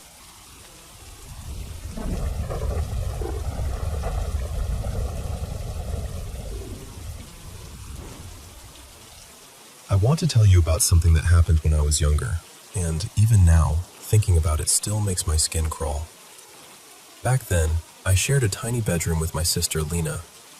The room was barely bigger than a closet, maybe 6 square meters at most. We had just enough space for a bed, a wardrobe, and a little desk. Our bed was tucked into one corner, and the door sat across from us in the opposite corner. Every night, we slept with the main light off and only a small night lamp glowing near the door. At the time, I used to struggle a lot with my mental health, and because of that, sleep paralysis happened to me pretty often. Usually, it was the same pattern. I would be half awake, unable to move, while my mind filled with disturbing, chaotic images. It was terrifying, but familiar in a strange way. Then one night, it changed. I remember being fully awake. I was not drowsy, not confused. I could see the room clearly. And then, all at once, my body locked up. I could not move a single muscle. Fear hit me instantly, and that was when I saw it. There was a figure standing out in the dark hallway beyond my bedroom door. It looked human, but not fully solid, more like a shifting mass of shadow. Its eyes glowed a deep, unnatural red. I just lay there, frozen, staring at it while it stared back. It felt endless. Maybe half an hour passed before it finally faded away, and only then could I move again. After that, it kept happening. Night after night, I would wake up trapped in my own body, and each time, that thing was a little closer. First it stood in the hallway, then beside the doorway, then in the doorway itself, then a few steps inside the room, moving nearer and nearer to my bed. Eventually, I could not take it anymore. I made up an excuse and told my parents I wanted to sleep in their room. Our house was narrow and stretched out in a straight line, with each room connected by a slim hallway. From the front, there was the living room, then my parents' room, then the kitchen, then mine, and finally the bathroom at the end. That night, I lay on the outer edge of my parents' bed, only a short reach from the door, with my back turned toward it. Sometime in the night, I heard the sound of the metal door opening. From the corner of my eye, I saw a figure leaning into the room. I felt it looking at me. For a moment, I honestly thought someone had broken into the house. I kept perfectly still and pretended to be asleep. I do not know how long it stood there, but eventually, it pulled back and closed the door again. Then I heard footsteps moving away, but not toward the living room. They were heading in the direction of my bedroom. Once everything went quiet, I slipped out of bed and checked the front of the house. The door was still locked. Nothing looked disturbed. I went to the kitchen, grabbed the biggest knife I could find, and walked slowly down the hallway.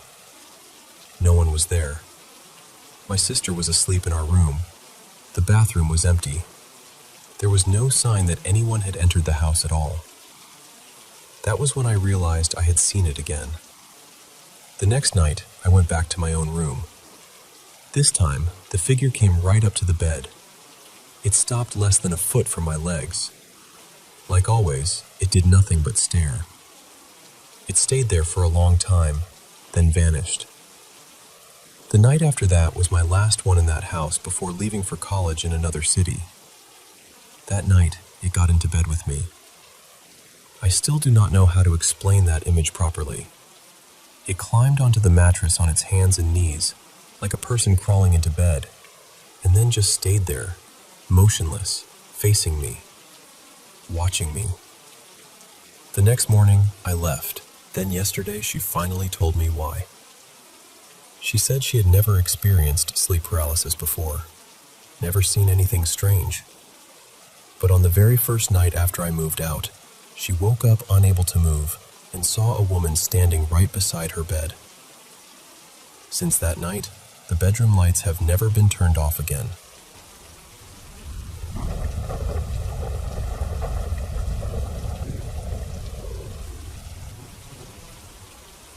I want to tell you about a place I worked years ago because, even now, I still think about it more than I'd like to.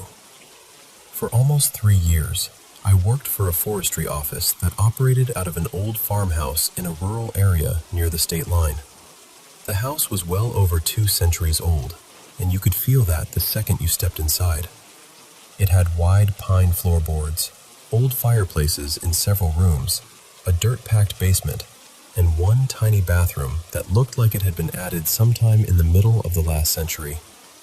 The whole place felt worn in, like it had absorbed every life that had passed through it. From the beginning, I never felt alone there.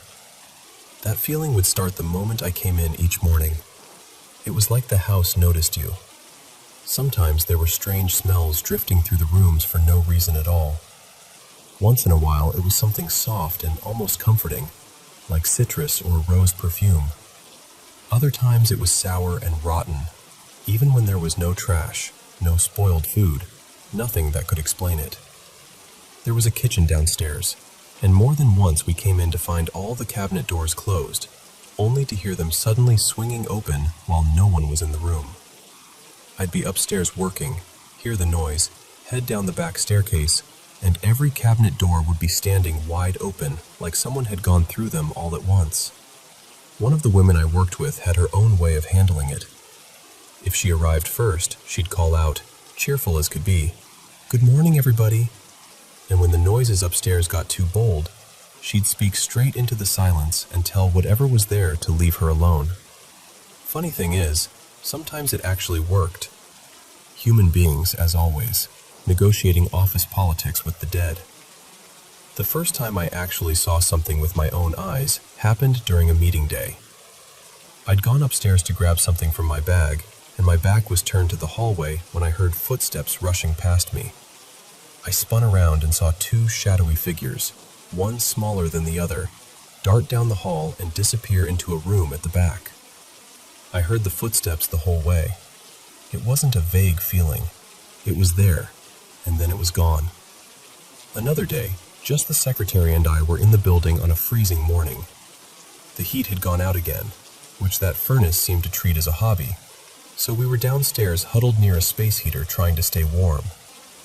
Out of nowhere, we heard heavy boots running from the front part of the house, up the staircase, and across the floor directly over our heads. Loud, fast, deliberate. We both froze and looked at each other, but by then we were so used to the place acting up that all we could really do was wait for it to pass. Even the cleaning staff didn't last. We had a cleaner who worked evenings after we left, and he started writing in the office log that he kept hearing someone call his name while he was vacuuming. Every time he shut the vacuum off, the house would go completely quiet. One night, he decided to knock on the wall to see if something would answer. At first, nothing. Then he tried a little rhythm, and the wall knocked back. He quit not long after that. Sensible man, honestly. My supervisor had a habit of staying late, though never too late after a while. She told me that one evening, while she was alone at her desk facing the hallway, she saw a very tall shadow figure move slowly past her doorway. Not fast like the ones I saw. Slow, calm, watching. Another time, she saw a glowing blue orb, about the size of a ball, moving down the hall with this strange electric energy around it, before it slammed into a metal filing cabinet at the end. She was working in one of the larger rooms, the one we all believed had once been the family dining room, and she looked up to see a man standing there. Dark hair, serious face, maybe in his 40s, dressed in clothing that looked straight out of the 19th century. She said he looked just as startled to see her as she was to see him. Light passed through him.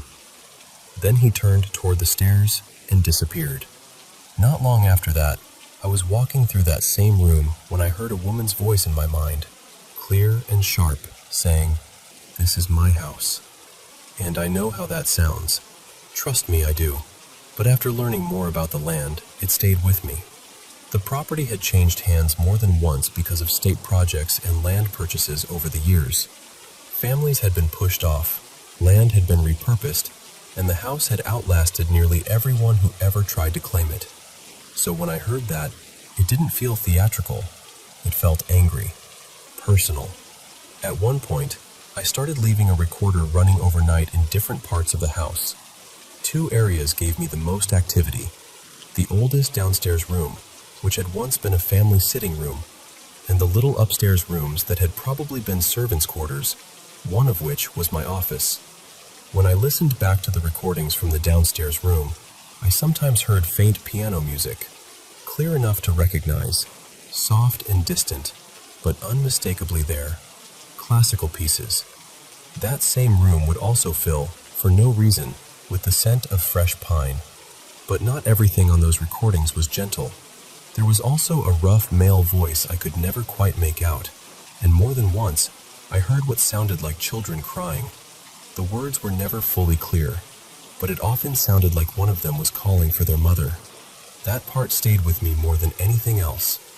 You can brush off a lot of strange things, but hearing sorrow like that settles somewhere deep.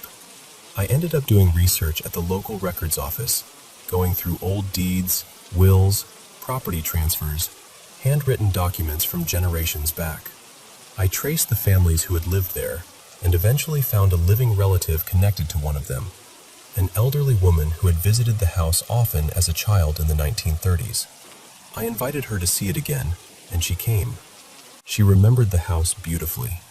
I asked her where the family used to put their Christmas tree, and she pointed to the same old room where I had recorded the piano music. Then I carefully asked whether one of her relatives, an unmarried uncle who had lived there years ago, had played piano. She smiled and said he had, and that he played wonderfully. That didn't explain everything, not even close, but it explained enough to make the hair rise on the back of my neck. Things kept happening after that. Contractors complained that tools vanished and turned up in places they never would have left them. Visitors had experiences of their own. One woman used the bathroom and swore the closet door in front of her started shaking violently, with the knob rattling like something on the other side was trying to get out. She came out terrified. A lot of it felt mischievous more than cruel. Not all of it, but much of it. Like the house was full of people who didn't appreciate being ignored. A few years later, funding was cut, and I left for another job.